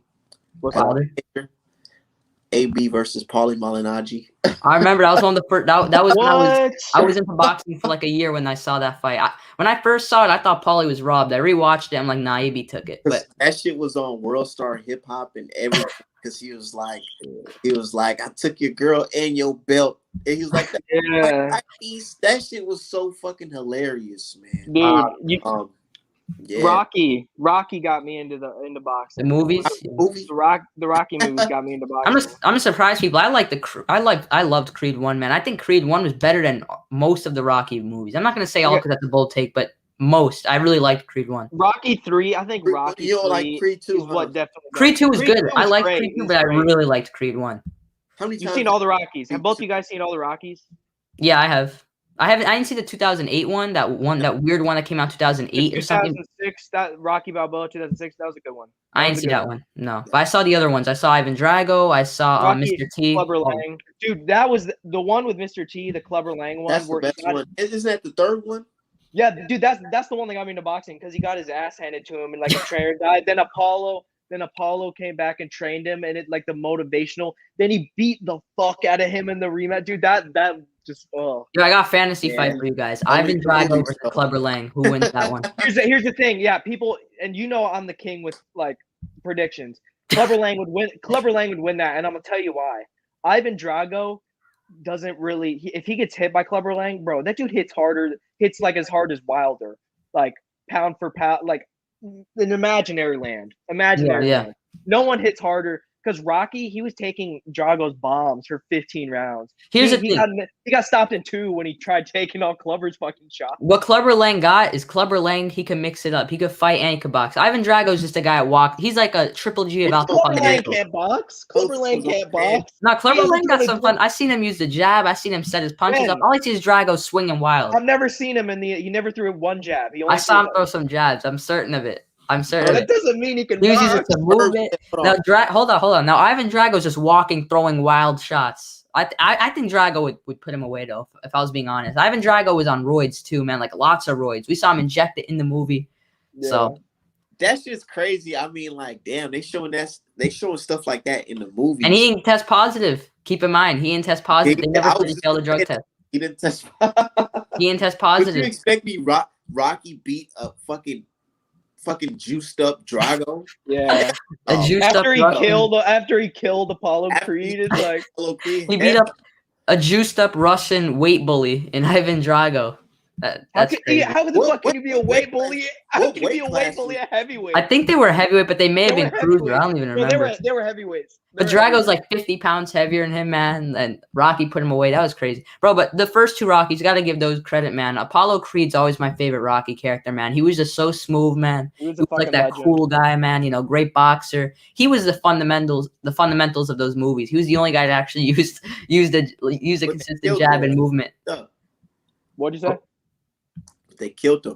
I know, man. I was so sad when they killed Apollo, man. I was like, come on, throw the damn towel in, Rocky. The hell you doing? Yeah, dude, that was fucked. Shit. What was I about to say? I was about to say that a Rocky 1 is the best, like in film aspect. Yeah. Like the best movie. But I think like just having fun and like, you know, just having a good time. Rocky 3 and Rocky 4 are the best. Yeah, because they're like having fun. Because it's fun. It's like a Clubber Lang movie, and Ivan you know? Drago are like cool. Like they're like different types of Apollo Creed. Yeah. Apollo Creed never really was a villain. He was a rival, but he was never like this bad guy. Now Drago was a bad guy. Clubber Lang was a jerk, you know? So that made it interesting. Clubber Lang was such a fucking loudmouth, dude. He was like, I'm gonna beat you like a dog, Balboa. You hate me? A dog. He's like, I'm the best man in the world. Don't look so bad to me. Somebody said they should make a Creed remake with or another Creed with Wilder being Clubber Lang's son or something. Grandson. I was like, what the fuck? Bro, I got a question about the Creed movies, man. How is Andre Ward some random up-and-coming contender and Tony Bellew is the champion? I found that funny, man. You know Tony Bellew knocked him unconscious, right? Like, he legit knocked he legit knocked him unconscious for that punch. I don't know if it was unconscious because I saw like he knocked him out, but I don't think it was. I think he acted it out. Like, he was interviewed by what's his face, fucking Jimmy. It was either Kimmel or Fallon, like saying how he was like out. Disgusting. He was like out. How was he knocked out? You think they're gonna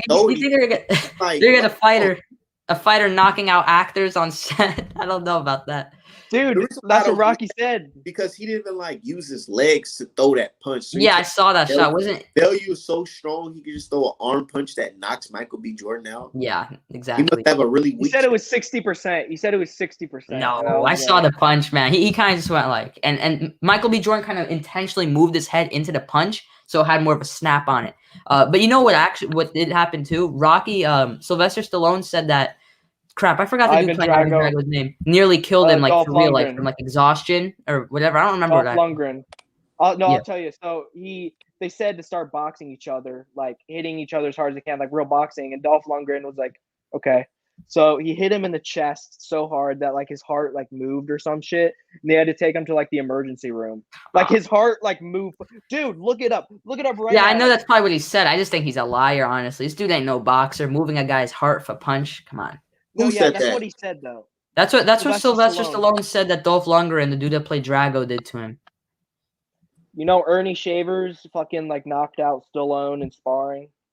Like so did Joe Frazier. If you want to spar Ernie Shavers. No, he was like, let's spar a real boxer, and he fought Joe Frazier too, and got like a big cut in his face and got knocked out in sparring. And there's like images. I believe you. I'm just looking at his perspective, like. Damn, you got an ego if you think you can touch Joe Frazier or Ernie Shavers.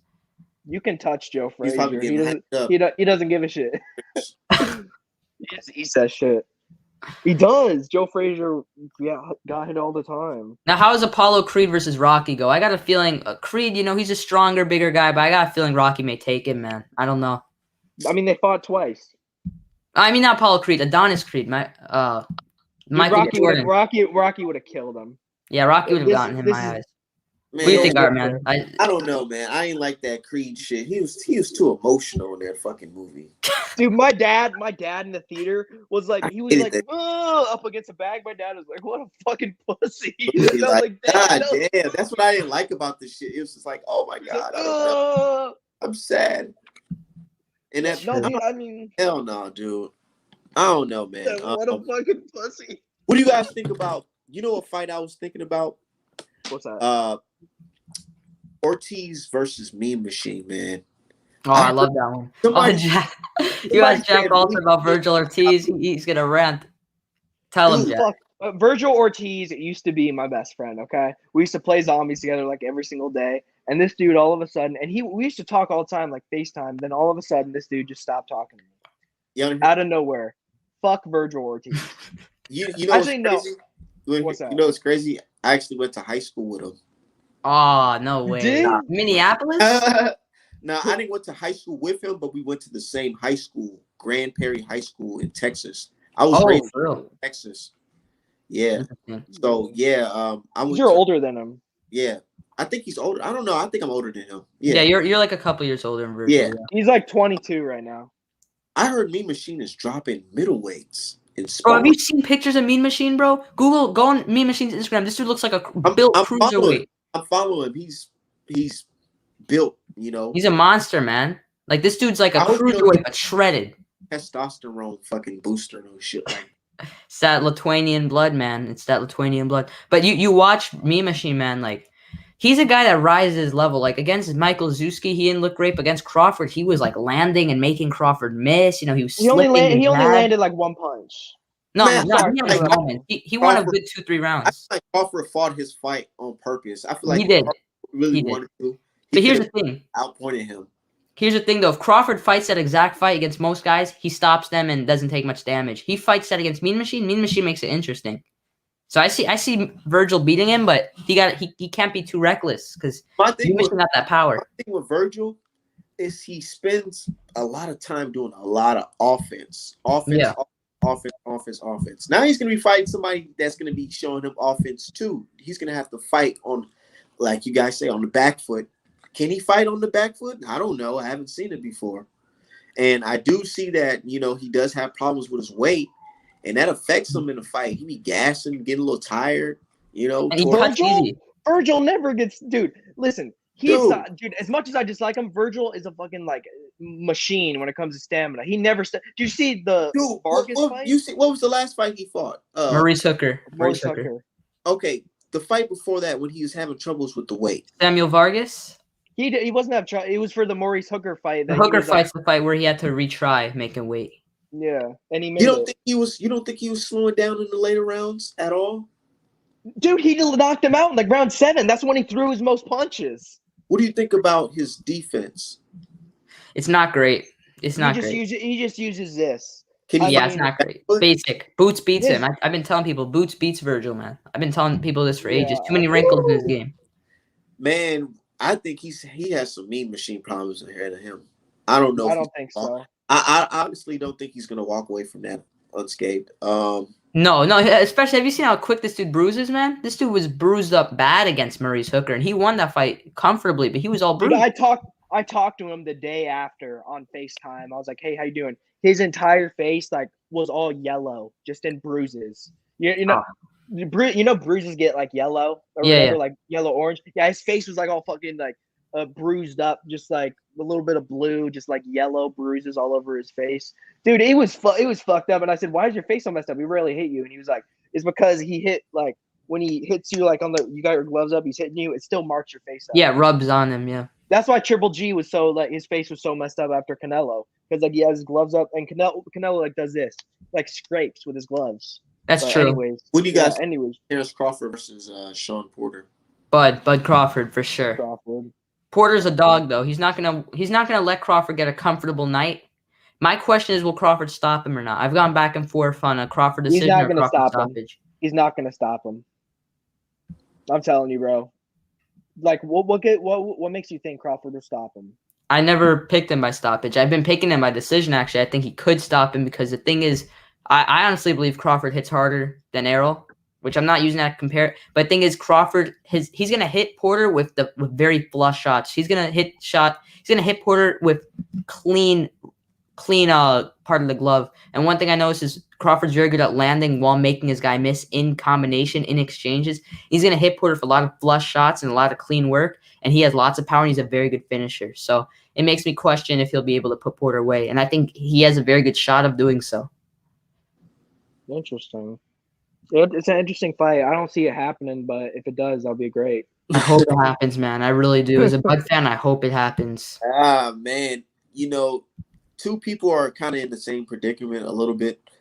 Terrence Crawford and Canelo Alvarez. The people want them to fight, the person that's ahead of them. Jalen Rose. Oh, no. Jalen Rose said Lomachenko and Crawford. Yeah. Dude, man, the way boxing is looking, I don't like how everybody's having these open discussions about contracts and this and that. Yeah.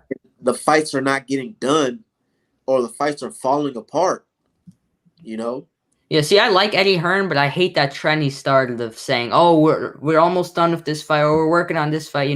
Say what you want about Al Heyman, but at least when a fight gets announced, it gets announced. You know what I mean? I love when he was doing that, because I used to tell people, like, "Don't you guys get tired of him saying he's gonna do it every 2 weeks?" I'm like, "He said 2 weeks, 18 weeks ago." That shit is hilarious. And that got me annoyed. I'm like, "The hell are you doing, man? Just freaking announce this crap! Stop telling us you're about to announce it." And I actually knew the whole time, like. Yeah, I'm against Glovegate, but I knew the whole time Joshua Fury wasn't next. It was too good to be true. I knew it would be AJ Usyk and Fury Wilder 3. That's what I was saying the whole time. However, there was a very short period of time when BoxRec had the fight set, when everyone was saying that the fight was done, that I actually stopped doing that, and I got my hopes up for a sec, just for the arbitration to finally come in. You want to know something? I knew about what was going to happen kind of a while ago, and I was kind of spoiling it on Twitter, but then people was just saying, "Oh, you're just crazy." Think about it. You remember the day Tyson Fury said, "Yeah, I just got off the phone with the Prince or whatever," and Twitter was going nuts. I was telling Ring IQ, I'm like, "Dude, let's triple our bet right now. Let's triple it." And he was like, "Oh, this guy's crazy. He's crazy." And I'm like, "Dude, put your money where your mouth is. Let's triple it." Because I knew exactly what's going to happen, man. And here we are.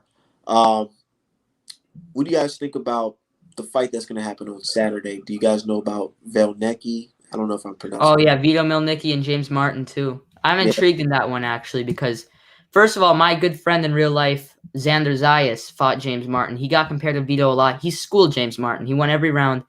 Then he goes against Vito Milnicki, James Martin, and Xander and Vito are always compared, and I always thought Xander was better, but I thought Vito would beat James Martin. James Martin takes this kid to school, and this is a guy that was a massive underdog. He blooded him up, he beat him up, and he got the upset victory. Now, in the rematch, I got a gut feeling that Vito's going to win this time. I just got a feeling, man. Sometimes you get that feeling. I got a feeling Vito's going to edge him out, but that's a good competitive fight, and I'd recommend checking it out because I really do feel it's a toss-up, but I got Vito on points in a close fight. Okay. I don't know shit about that. I don't know. Just being honest, I don't know shit. I seen the fight and I just watched the highlights and I'm thinking to myself, like, dude, this kid's fucking risking it all right now. He is. Mm-hmm. Like, he can get, I don't know, man. If he goes in there and gets stopped, that's gonna be bad. Martin's not a puncher though. He has 0 knockouts in his career, but he has thudding power, like Tim Bradley power. He can get TKO. Tim Bradley power? Tim Bradley power. Yeah, Tim Bradley power. Like he's not knocking guys out. But he can move. He can move guys with his shots. He could affect guys if he lands clean. Like Porter. You could say Porter, but I feel like Porter. When the hell does Porter ever move guys with his shots? Like I guess Airly kind of, but that was more volume. I feel like I've seen Bradley like put her like Buzz Marquez here and there. I've seen him earn Pacquiao's respect in the third fight. Everyone buzzes Marquez. Marquez gets true to an extent. But yeah, man, it's going to be a good fight, competitive. But we got Conor Benn fighting this week. I remember Artman picked Samuel Vargas to beat Conor Benn. Oh, yeah. I remember that. I lost it. And I had to make my profile picture or something, Conor Benn, for like a day. Yeah. Shit. That was an Avi bet. Only a day? An AVI bet. Did you just say an Avi bet? That's what I've been calling it for months, an Avi. I just see how it's spelled out. I don't even know what it stands for. It's something like I think it's short for like Avatar, but it's AVI. It's AVI bet. I'm gonna He keep said- calling it Avi Bets quicker. You might get shit for that. Yeah, I'm just telling you, bro. It should be called a PFP bet in all seriousness because I don't know what the hell an Avi is. But yeah, man. Let me look AVI definition. I'll tell you this though, Conor Benn's gonna beat up Adrian Granados. Duh, like That's a dumb fight. When I heard that fight was next, I'm like, come on, man. You know, he's past Adrian Granados level. And then I already know the freaking ref is gonna stop the fight. Like, yeah, he's gonna stop the fight that. like after like accumulation of like 3 punches. I could see that happening. These British refs, man, they're all over the place. When it's a fighter that they want to win, they stop it early, like with Joe Joyce. But if it's a fighter they don't want to win, man, like Lewis Ritson, where they threw the towel out the ring, you know, the bias is clear. That shit's crazy. When I seen that, I was like, wow. Let me ask you, what about, you're a big AJ fan, right? Mm-hmm. Yeah, I like AJ. What about the AJ versus Carlos Takam fight? Do you feel like the ref was playing a little favoritism in that fight? Of course, yeah, the ref was terrible that fight. You know, AJ was clearly up. He was going to get a comfortable victory, but the ref jumping in was so uncanny there. I mean, what's funny is once the ref stopped the fight, AJ got a clean shot on Takam when Takam was like put in a headlock by the ref. I don't know if you remember that, but the stoppage made no sense. AJ was on his way to winning the fight, so it wasn't as bad as the Joyce one because AJ was clearly up in my card, but the stoppage was poor. And you know what, the ref was much worse, the Joseph Parker fight. That was awful. I was very upset seeing that because I was super hyped for AJ Parker back in 2018. Really? I was looking forward to that one. 2 undefeated champions in their AJ's prime. boring as fuck. Prior to the fight. I'm saying prior. No, still, that fight was boring. All AJ. It was. AJ's fight. Yeah, that was a disappointment. I'll tell you that much. What do you think about Wilder versus Ortiz 1? Oh, that was my top 2 fight of the year. Champion, or yeah, that was a championship fight. Yeah. You want to know the worst thing that happened to me? What? At the same night that Wilder and Ortiz fought, Sergey Kovalev was fighting, and on HBO. And I thought that fight was on. I thought the fucking HBO fight was before. So Jim Lampley said during the undercard. I don't know why I thought that fight was first. He was like, and over there in Barclays Center, they just had a fight between Luis Ortiz and Deontay Wilder. And that was with my dad, and I was saying, la la la la la la la la la. He must have, I don't know what he said because I knew he was gonna say who won. And then after like 15 seconds of doing that, he says, so Deontay Wilder has retained his title. And I was like, it literally got spoiled I for love me Jim right Lampley, man. before. Funny as hell. I got spoiled right before it, dude. And I was like, Man, I'm not gonna lie to you. As a Wilder fan, my heart was in my chest. Like, that was a good one. I'll tell you this. That was probably Wilder's best fight ever. That was Wilder's best fight. I loved the first Ortiz Wilder fight. always has fun fights. That was my top 2. That was my top 2 fight of the year fight. And this is when I was still a big Wilder fan because I used to be a big Wilder fan. Then, I got turned off in some aspects, but I used to really like Wilder. When I saw a fight, man, I was like, oh my gosh, blown away, man. And, Ortiz was up on that fight, too, by a couple points. He was winning, in my eyes. He took the early rounds. He had Wilder badly hurt. I think it was the 7th or 8th round. But Wilder regrouped, and he got that stoppage. That was my second favorite fight of 2018, right behind Oscar Valdez versus Scott Quigg. Fuck off, Jeremiah. Fuck off. He's like, Jack has me confused. Young Merv the Cutman said in the second fight, Deontay Wilder changed his haircut in 2 seconds. Yeah, we just. Oh, he did, yeah. Then he was like. Oh yeah, the second fight was nowhere near as good. Brazil or the Ortiz? The knockout, which one I preferred? No, the Ortiz one was much. The Ortiz one was more technique. The Brazil one, they just threw and Wilder landed. One thing, Brazil has a chin. Brazil, bro, that shows the power. Did you see Otto Wallin beat the shit out of Brazil? And this is just a big guy landing his hardest straight right hands on Brazil. I don't rate Brazil, but he has a good chin. Like AJ couldn't put him out with one punch. Wilder was just like. And then just like, no, he does this, like he holds on to his leg, just like. Yeah. That fight was fun while it lasted because first Wilder hurt Brazil, then Brazil landed a nice little 2-piece that got Wilder clinching, and then Wilder just puts him away right after. That was a fun one-round fight. His whole head went like this, like with that first shot, like his whole head went this way. It was fucking crazy. And then I'm actually drawing that picture too, man. As well. That's a good one. That's a good shot. That's a good picture. Right now, I'm drawing a Nui versus Donaire. Oh, that's a good one. That's gonna get some tells. That was 2019. Yeah, that was fight of the year. I don't like it, man. People are like, "Oh, that fight is fight of the year." I think Sean Porter versus Errol Spence was definitely. For me, it was bro. Taylor Prograis. Taylor Prograis was my fight of the year for 2019. Dude, I love that year. I never liked Porter and Spence. I It thought was that fight Porter was and boring. Spence. That was a I good thought it was fight. I love boring. Porter Spence, No, but I everyone like. says that, dude. It looked like glove shots to me mostly. In a way, Nah, Donaire. I don't know about that. Dude, you know why Sean Porter versus Errol Spence was a good fight? Because it was two in prime, super physically, athletically gifted fighters going. So was Donaire. Well, no, not Donaire. No, I'll give you one. Taylor versus Prograis. That was my fight of the year. I love that. Man, Have you guys seen that fight? Let's Great be fight. real. If that fight was here in America, that should have been a draw. No, Prograis would have gotten it in Derevyanchenko America. is I really believe good so. too. I think Prograis would have gotten it in America. I do. But first time I saw it, I had a 7-5 Taylor. Second time I saw it at 6-6. It's either a 7-5 Taylor or 6-6 fight in my card. But very good fight and very technically good. Two undefeated prime champions. And what I loved about that fight the most is since 2018 that I've been wanting to see Taylor and Prograis fight because I knew those two were the future of 140. I always favored Taylor, so I'm glad I called that one as well. I predicted Taylor to win that one. Wilder Fury won. What was that, 2018? 2018. December 1st, 2018. December. That was when Adonis Stevenson got knocked out by Vosdick. I remember saying that was so sad. That was so sad. I remember that.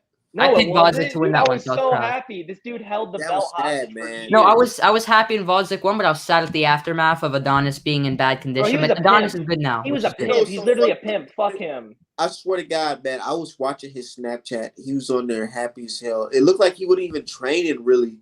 He was just posting shit with his Ferrari and his girlfriend or his wife or whatever. And I'm like, dude, you gotta take this guy serious. And then he goes in there and gets fucking stopped. And like the ref could have stopped it way earlier. But man, he let it go on and he got fucked up. And but what I feel bad for is there was never a clear moment to stop the fight. You know, like you could make an argument. Yeah, you could have. Like it was a clear moment. It was definitely a clear moment. I ain't not in my mind because the fight was very close as well. People forget. Lucky that fight in New York, bro. Wait, are we talking about Vosdick and Adonis Stevenson? Yeah. I'm glad it wasn't in it should have been in New York because if it was, they would have stopped that fight earlier. You do know the past, right? Of him like beating and like raping girls. I know the past. I understand, but I see what he was doing inside of the ring. You know, yeah. Man, I want to see Kovalev Stevenson so bad. It's not like they're he's in the prime sport of boxing, so it's a big difference. Yo, who would you guys have favored prime versus prime 2012 Kovalev Stevenson 2013? Kovalev would have killed him. Here's the thing: I'd favor Kovalev, but if the fight goes into the later rounds, Stevenson has more opportunity to land. It wouldn't go into later rounds. It wouldn't go into later rounds. Stevenson had that left hand that was just like beautiful, man. It was beautiful, man. The fact that we didn't get that fight is so unfortunate. Killed fucking tell you, dude. He knocked him the fuck out. I remember that. Yeah. You know, Kovalev's Adonis Stevenson is like the 2013 version of AJ Wilder at 175 because you know someone's gonna get slept in that fight. AJ Wilder would knock out AJ. Said my boy Progress beat. Here's my thing with that fight. No, he didn't. Josh nicking it. It was close, very close. He let that fight slip out of his hands by letting off the gas in the later rounds. And when he let off the gas, that's when, what's his name, Taylor picked up. I actually thought it was the other way around. I thought, on my card, Prograis edged out the later rounds. But it was a very weird fight to score because first time I saw the fight, I had Taylor dominating the early rounds. I rewatched the fight. I had Prograis winning the early rounds. It's a fight that was just so hard to score for me, man. It was a very good fight. I loved it. Young Merv, the Cup man, my man in chat saying Brazil died for a second. He did. Oh shit. Yeah, I had Josh nicking it. It was a close fight though, and we should get that rematch one point. I don't know when, but we deserve to get that rematch one point. Dude, Prograis so fucking salty. He's never given him that rematch ever. Did you see how he had his eye looking? Fuck no. Think he wants to do that shit again? I'll tell you this: Prograis beats Jose Ramirez. He beats Jose Ramirez, and I've been telling people that for a while. I favor him. Yeah, Jose Ramirez is fucking trash to me. I'm not gonna lie. Look, when I was watching that fight with Josh Taylor, I lost some money in that fight. I swear to God, I was watching that fight, right? And I'm just like, it was like the 5th round, and I was like, you know what? I'm tired of this shit. I'm about to go in the living room and go kick it with my girlfriend and shit. And watch something else because This shit's already a done deal. Josh Taylor's kicking his ass. There's nothing he can do to stop. The ref robbed Taylor in that 7th round, though. I'm gonna stick by that. Oh, you talking about when he dropped his hand? Hey, you see, now people see Kenny Bayless looking a little shady. Huh? No, not that. No, not that. I'm saying he robbed Taylor because when he had Ramirez down, he took forever to start the count. He did, yeah, dude. Yeah, dude, the whole count thing was all, and then he took kinda, forever to let them continue. I'm gonna keep it 100. I think he kind of set Ramirez up for failure when he broke him out of that clinch. And he basically put his hand down, and then Taylor was like, I don't think he was intentionally trying to screw Ramirez though, because all the promotion wanted Ramirez to win. Did you see? You saw what I saw, right? Where he pulled his hand down. Yeah. Uppercut. I was like, man, Kenny Bayless, he got to get out of the sport, man. Yeah. He's too. You know how old he is? Man. He's older than he looks. He's like 80 something, right? Dude, black does not crack. He's like 80.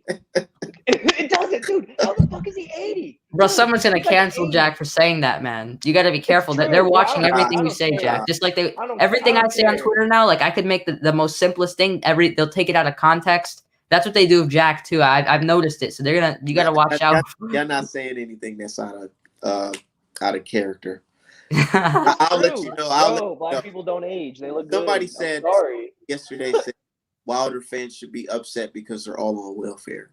Oh, they said that on Southern T's show, and I was like, "You see, now that's some fucking racist shit." Bro, I got no respect for Southern T, bro. That dude be I opened this dude's fleets like a year ago. Like I'm scrolling through everyone's fleets because it was a new thing, and everyone was posting their boxing takes. I see this dude's. Oh my gosh, bro! I messaged like, "What the hell are you doing, bro?"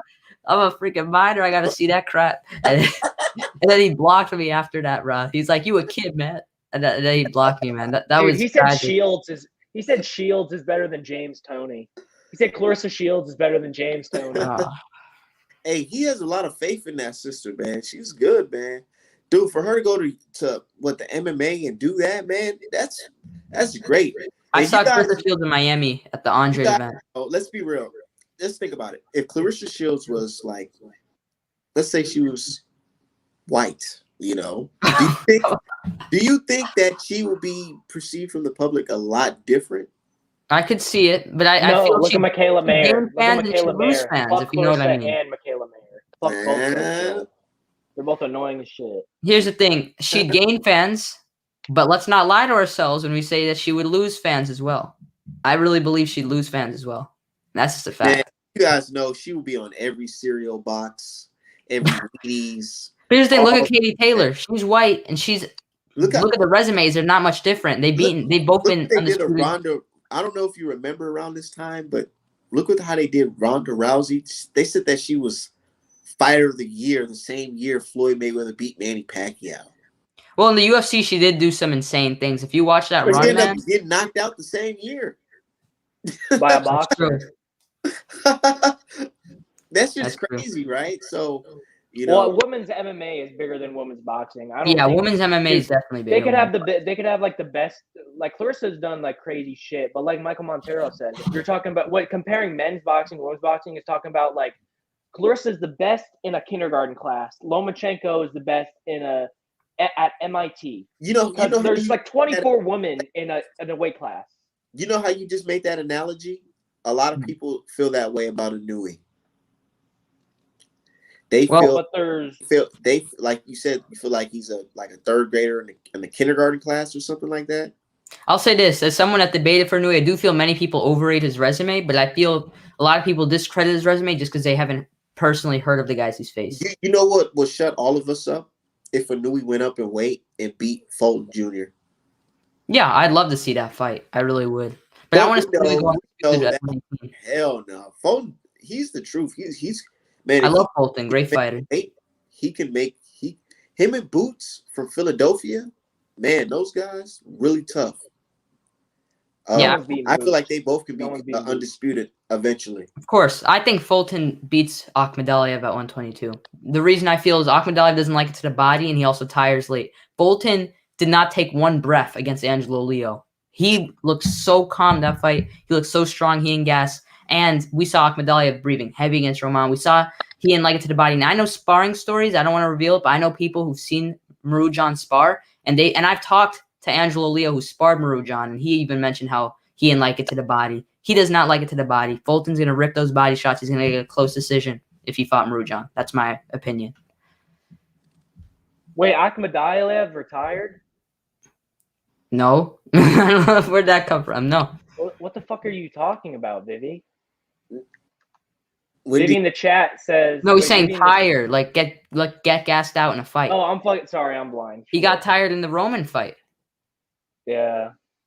He should have rematched my boy Roman. I've talked to Roman. Very good dude as well. Also a people's champ.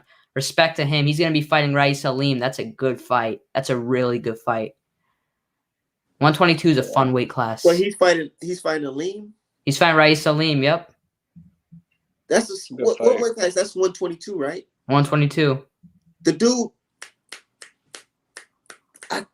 Matter of fact, I seen that dude fight Aleem fight. He's really good. He's gonna fuck around and lose. He's gonna lose to Aleem, man. Interesting. I'm biased in that fight, not to flex, but I've interviewed both Roman and Aleem. So I'm gonna be. That's the first time it's happened. So I'm gonna be watching. You're fight. flexing. Look at that smile. You're like, I mean, yeah, not I'm the proud of flexing. that, bro. That's the first time that's happened. That's the first time that's happened. So I'm proud of that. I'm not gonna have a dog in the race, but I know it's a very good fight. It's a very good gonna fight. be a really good fight that you guys are gonna sleep on. Aleem versus Fulton. Oh my god. That should have happened. I don't know. You know what's crazy? They should have made that. I don't know why that fight didn't happen. You know why? Fulton wanted it. Aleem wanted it. It's The gonna happen PBC. down the line. It's gonna happen down the line. Yeah, I hope so. Aleem got to get past Roman, which is not going to be an easy fight for sure. Roman never makes it easy. Watch how easy he makes it look. You're gonna be we shall see, man. We shall see. I think it's going to be a very good fight. That dude, Aleem, he's fast, he's skilled, and he has a little pop on his punches. He does have pop. He does. He's tough, really, too. I've seen him take some good shots. He's really fast. I was like, whoa. He is fast, yeah. They should have made that fight already in my eyes because they both wanted it, but they wanted to keep Fulton benched and have him fight the winner of Figueroa and Neri. But I would have liked to see him fight Fulton in May. It would have been nice to see Fulton get right back in there, you know? Fulton's about to beat the shit out of Figueroa. Yeah, he's going to school Figueroa. Yeah. I'm going to tell you this. I don't even know if Figueroa is better than Angelo Leo. He's more relentless. He's bigger. He hits harder, but Leo got better defense, which doesn't say much. Figueroa will beat Leo. Leo got better fundamentals. He probably wouldn't knock him out, but it'll go all 12.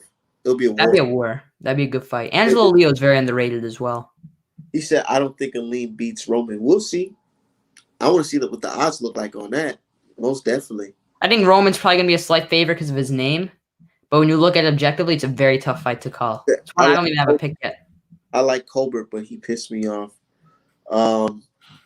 After his last performance, I was like, I don't know. Put Colbert in there with fucking Gary Russell Jr. Ooh, that'd be interesting, man. What? Oh. Which one? Which one? There's like 30 of them. That's true. There's like... I'd like to see him fight Shakur, man. But Shakur's fundamentals would be another level, and Shakur would just outbox him. You know who I think could beat Boots?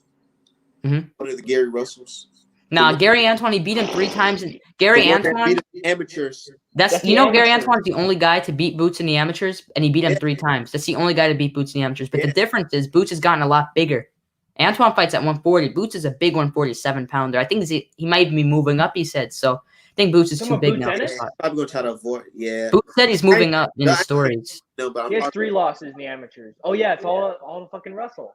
No, it's funny, actually. Let's just say if they were to be in the same weight class. Russell might take him. I think Boots is matured, and I think his style is more of a pro style, but Antoine got that good inside fighting, man. He's a dog. Dude, did you see his most recent knockout? That left hook he did to get that dude out of there? Mm-hmm. It was so, like, razor sharp. I was like, Jesus Christ. Yeah, he's a real one. But all the Russells are very, you could see when they talk, man, you know, they know what they're talking about. They're very smart. They know the game. And I see all 3 of them being champions at one point. Yep. Yeah. They're the future, man. When you get my age, that's who's going to be running the game. Bro, you're not even 30 yet. Bro, you're like, oh, when you guys get my age? Yeah, 26. How are you again, Max? I'm 16. Exactly. 10 years from now, 2031. That's crazy. Yeah. Dude, I got so much shit back in the day on Twitter for being your age. Like when Triple G fought Jacob, that's when I got like into March 2017. Like like 4 years ago now.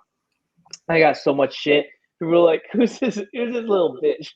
Like, talk about People Triple like G using and that. shit. I noticed that when I could tell someone's boxing knowledge when they use my age as a comeback, because then they're stuck. Like they don't know what else Yeah, to use. Like yeah, whenever I I'm a debate no someone that knows what they're boxing. talking about, they don't use my age as a comeback. But when I'm debating a moron like tic-tac-toe boxing, checkmate, and uses the age, and I realize that he's lost, he's trapped, you know? Yeah, exactly. Yeah. Yeah, it's bullshit. You know, It's it's stupid. good. You know, you just catch people off guard for being young and being real educated on the sport, because Thank you. a Appreciate lot it. of people feel like you got to be a certain age. Mhm. Even yourself, Jack, Yeah. a lot of people feel like you got to be like a certain age. Like people give me crap and be like, "Oh, you're only 26. You don't know about when Yeah. Ali fought." Yeah. I'm like, dude, well, goddamn, I still do my research on it. I know Yeah, it's it's Artman not like the actually. internet doesn't exist. Artman, his accounts grew super quick, man. Like he gained a following really fast. Like I remember one day, like 100, 200 followers. Next few, like a week or two, he's like at 700. Like you grew quick, man. I'll give you that. You knew how to get your name out there, so I respect that. Bro, it wasn't like something I was like, oh, let me put a grand scheme together. I swear, I just started talking the same stuff I'm talking now on Twitter, and then I bumped into some jackass named Ring IQ, Mhm. and then ever since, That's anecdotes. That's anecdotes. and then he put me on this platform, and people seen who I was, and then everybody was just trolling me every day, like, oh, he doesn't know what he's talking about. He doesn't know what he's talking about, man. Dude, I'm telling you, May 17th, dude, my phone, I was at work. I had to turn my phone off because I was getting like a fucking million ringtones. Just shit, just notifications, I meant, just popping off because of the arbitration ruling. Because Oh, everybody was geez, saying I was yeah. wrong. And then everybody's like, oh shit, a lot of people owe this guy an apology. They got real I quiet. was one of those It was- people. I was bro. one of those people that made a tweet apologizing to Artman. I'm not gonna lie. I was one of the people that was like, "What's this guy saying? Arbitration? What?" Like I wasn't like clowning like somewhere, but I was kind of like, "What's this dude talking about?" But when it happened, I remember I made a tweet saying I gotta apologize to Artman. He did call this, so You know, He so did call it. I posted a picture. It was a side-by-side picture of Fury and Wilder in their camps training, and then Usyk and Joshua in their camps training. And I said both camps getting prepared for their upcoming fight. And everybody was laughing at me like, this guy's fucking crazy. Joshua's fighting Fury next. What is he talking about? He's stupid. And then here we are today, and that's the fight that's supposed to be yeah. happening. You're like, you tweet them. You're like, wait, didn't you say this about me before? This fucking block you. They have nothing else to say. Hey, I don't know if you guys seen it, but I actually called it a lot earlier because I caught one of the top-ranked matchmakers. He indirectly explained that Tyson Fury was supposed to have a fight in July. Mm-hmm. And he was like, yeah, how can Terrence Crawford fight Sean Porter if Fury has a fight in July? There's going to be 2 pay-per-view slots in July. And I was like, wait, hold on. I thought you guys said Tyson Fury's fighting in August. Yeah, I remember that. I remember that tweet. And then people are like, oh, Artman, you're just reaching, man. You're just reaching. You got me nervous when I saw a tweet at first. I'm like, hold on, hopefully that's just a mistake. Because I remember seeing that. You know what tweet that really got him? When I posted Wilder and Fury both being in California, a certain part of California. And I was like, oh, these guys are meeting up for the arbitration. They're probably going to discuss, renegotiating the fight. And people are like, oh, yeah, you're definitely reaching. You know, it's crazy. I didn't even know an arbitration. As the fight's dead in the water. I remember that. Fury. I actually, I'm going to be honest with you. I didn't even think an arbitration was happening. I thought that those were just words, honestly. I didn't think there was an actual arbitration, which is a big reason why I still thought that Fury Wilder would happen next. But I just thought it was just a gut feeling, like it's too good to be true, Joshua Fury, especially when crowds aren't back in the UK yet and stuff like that. But if I knew about the arbitration, man, I would have definitely been pushing it for sure. It's like it was right in front of you guys' face. It's like, dude, the media is sitting there lying, telling you Wilder is done, he's finished. But the last thing Wilder said was Tyson Fury cheated. I want my rematch. And Tyson Fury signed a contract, which explains, hey, he gets a rematch clause. The thing is, a lot of people believed Eddie Hearn. Like, why was people believing Eddie Hearn? Did you guys believe Eddie Hearn? Not really. Dude, Like I first never time he believed said Eddie 2 weeks, Hearn. The first time he said 2 weeks, I believed him, but after he kept repeating it, I started losing more and more and more credibility. He started losing more and more credibility. Did you see my page and say, what the hell this guy Artman's talking about? Why What is was it? that? Dude, that was crazy. That was fucking crazy. Just that whole arbitration, like Wilder Fury, Joshua. Dude, and the day I actually didn't know what was going on. I just kept quiet because I like to be right with my predictions. So I just didn't want to talk about it. I didn't know what was gonna happen. Vivi So. said, hey, that shit pissed me off because I was supposed to troll your ass. Yeah, a lot of people supposed to troll me. Ring IQ, he had like memes and shit of me. And everybody was just laughing and shit. I was like, ah, man. But I kept my composure. And that's why I like this guy, Mighty Max, because he kept his Thank you. composure. Because they expect you to get all riled up, Mhm. Yeah. I remember against Checkmate, after the press conference, a lot of people were like, why didn't you snap at him? I intentionally, strategically didn't snap at him. So when it was time for the actual debate, you saw my energy was different in the actual debate. Like Yeah. right in the beginning, when it came to answering first, he didn't expect me to put up a fight. You feel me? He didn't expect me to put that pressure on. And the tone of my voice and the way I actually raised the volume on my mic. So my voice would come off louder, so it'd be easier to hear me. And I just did a lot of little things that helped benefit me and helped throw Checkmate off. And it worked perfectly. When the time came, it worked perfectly. Next time we need some better judges because I kept my cool with Hitman, most definitely. But the judges, I was like, hell no, I'm not going to sit here and let you guys disrespect me like that. You clearly won that. 4-0. 4-0. I also The feel chat was saying topic. you won too. Nakia was like, well, the chat's saying Hitman won. Here's the thing. fuck? Here's the It thing. said you won. I feel the topic is very hard to fairly assess from anyone because it's one of those topics that really makes people emotional, and it's the truth. It does from both sides, from all sides, from neutral people. So when people hear your arguments, they could think that you guys made an equal argument, but it was close in my eyes. So they're gonna lean towards what they believe in. That's just how judging is. Now, I feel the judges were good dudes. I just feel that they agreed with what Hitman was talking about naturally, so it was naturally inclined easier for them to give him the rounds, if you know what I mean. You won, so you got to support I him. You're like, well, yeah, the judges, because you won, bro. You know why I'm sitting back because I kept on telling them, I'm like, I'm on the side of the truth. You can't stop somebody when they're on the side of the truth. Like, he kept on bringing up the Nevada State Commission. Let's be real. Like I said, the Nevada State Commission, they never caught anybody cheating before. So how can you say that these guys are reliable people? It's like, come on now. It's like having like home security for your home. But this home security never catches anybody breaking in your home. Are you going to say that, oh, yeah, because we had the security system, nothing could have ever happened? Duh. Like, come on now. That doesn't make any sense. Yeah. Here's the thing. The Wilder Fury is like talking about God. Like, you can't prove. Yeah, you can't prove that God exists, but you can't prove he doesn't exist. Same thing with that. You can't prove to me that like Wilder or Fury didn't cheat. You can't prove that to me. Well, you can't really prove. You don't have all this evidence to prove that he did. So y'all don't think it's fishy?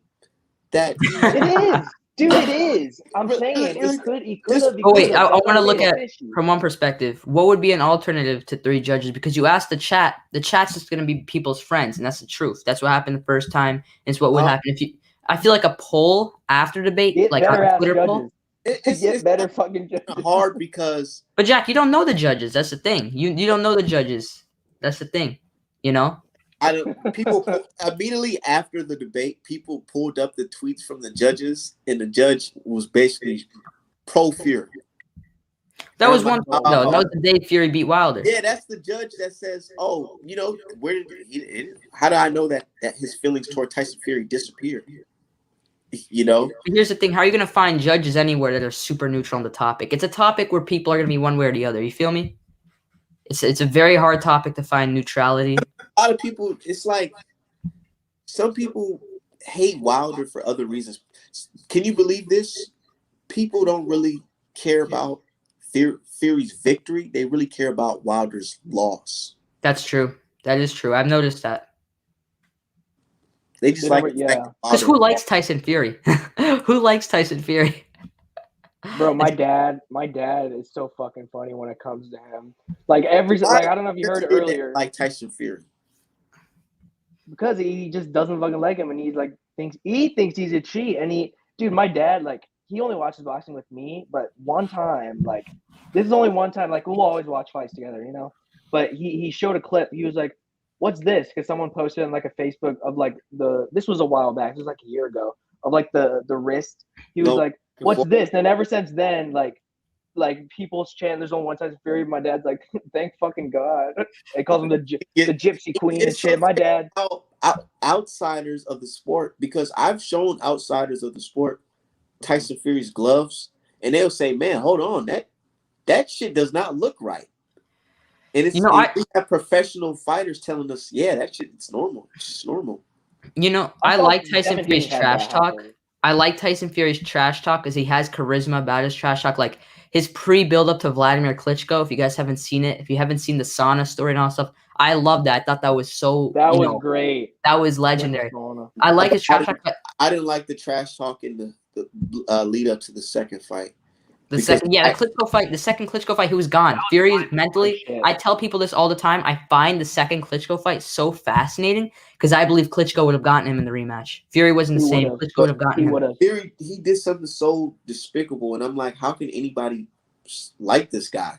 He said, I don't like Fury. He literally told Vladimir Klitschko, he said, "Man, I might just retire, and make you really suffer."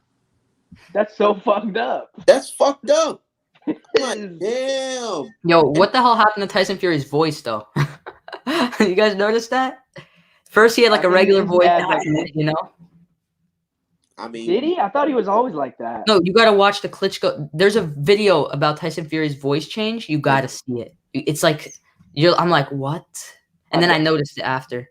Someone said he got punched in sparring. I think it might be the drugs, honestly. I don't think you can get punched and have your voice. It must be drugs. It must be. Gotta be something. It was the peds, most definitely, because you can ask where did his hair go?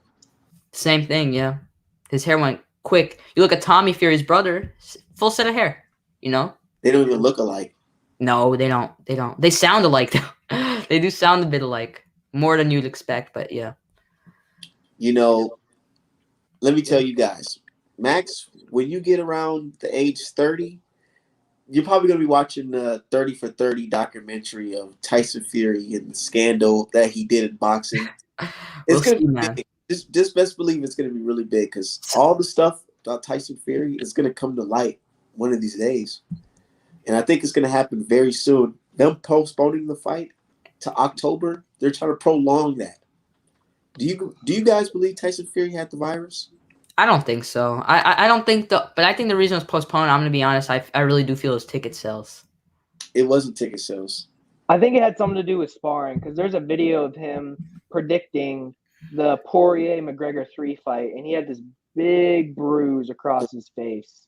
So I think it has something to do with him, something to sparring. People say Jared Anderson knocked him out. It could be that. It could be it's a combination else. of multiple things. One thing, he got his elbow injury, and he had to get surgery on it. Now, ESPN and them, they're not going to report this. They should. That'd be a fair excuse, But they're not going to report this. But let me just put it in perspective. He got elbow surgery, and he was getting fucked up in sparring. Why would you think they'll push a fight back 3 months if he only had COVID for a couple days? Yeah. That's time to recover fully from that injury. With his body frame, I don't know how he's going to recover from COVID. Dude, his body frame, like this 6'9" dude. He didn't have COVID, man. He doesn't have that shit. No, yeah, exactly. If he did, that's why I think he's going to be fine. Do you know I was the one who broke the story on Twitter that Tyson Fury's at the exotic car dealership? I tagged ESPN and Top Rank, and I'm like, you see, like, dude, man, this guy is all this stuff is going to come to light, guys. But I got to wrap up this live, man. We've been going on for 2 hours. I'm starving, bro. I'm fucking starving. Yeah. Yeah, my bad for keeping you guys on for. No, I appreciate you having me on. I appreciate it. pizza rolls. Shit, dude, I have pizza rolls. I might go get some. Shit, who I'm knows? talking shit. I can go for that right now. Yeah. But all right, man, Well, let everybody know where thanks we for having me. that. Yeah, Okay, man. man. You can find me on a YouTube, Mighty Max Boxing, and you can also find me on Twitter, same tag, Mighty Max Boxing. As again, thanks, Artman, for having me on. It was interesting talking to you, man. I see you on Twitter, but it's good to really have a conversation. Find out your views. You know what I mean by views, like really get into it. Yeah. Thanks for having me on. As I said, Jack, it was great talking with you as well. It's great talking with you for sure, and appreciate everyone in the chat as well. Have a good one. Yeah. Yeah. You can check me out on YouTube at just the boys now. No, you can check me out on YouTube at Jack Alter, Twitter at Mr. Jack Alter, Artman. Oh wait, shit. Artman, fucking legend, living legend right here. Subscribe to his channel if you haven't, and tell him to get some fucking pizza rolls. I'm out. Yep, and you guys can find me here on YouTube or my official website, Artman Boxing. Not Artman Boxing, but artmanapparel.com. And DM me for custom work if you're looking for like your favorite boxer from 1930. I can do a nice portrait for you, whatever. Just DM me. Shout out to you guys.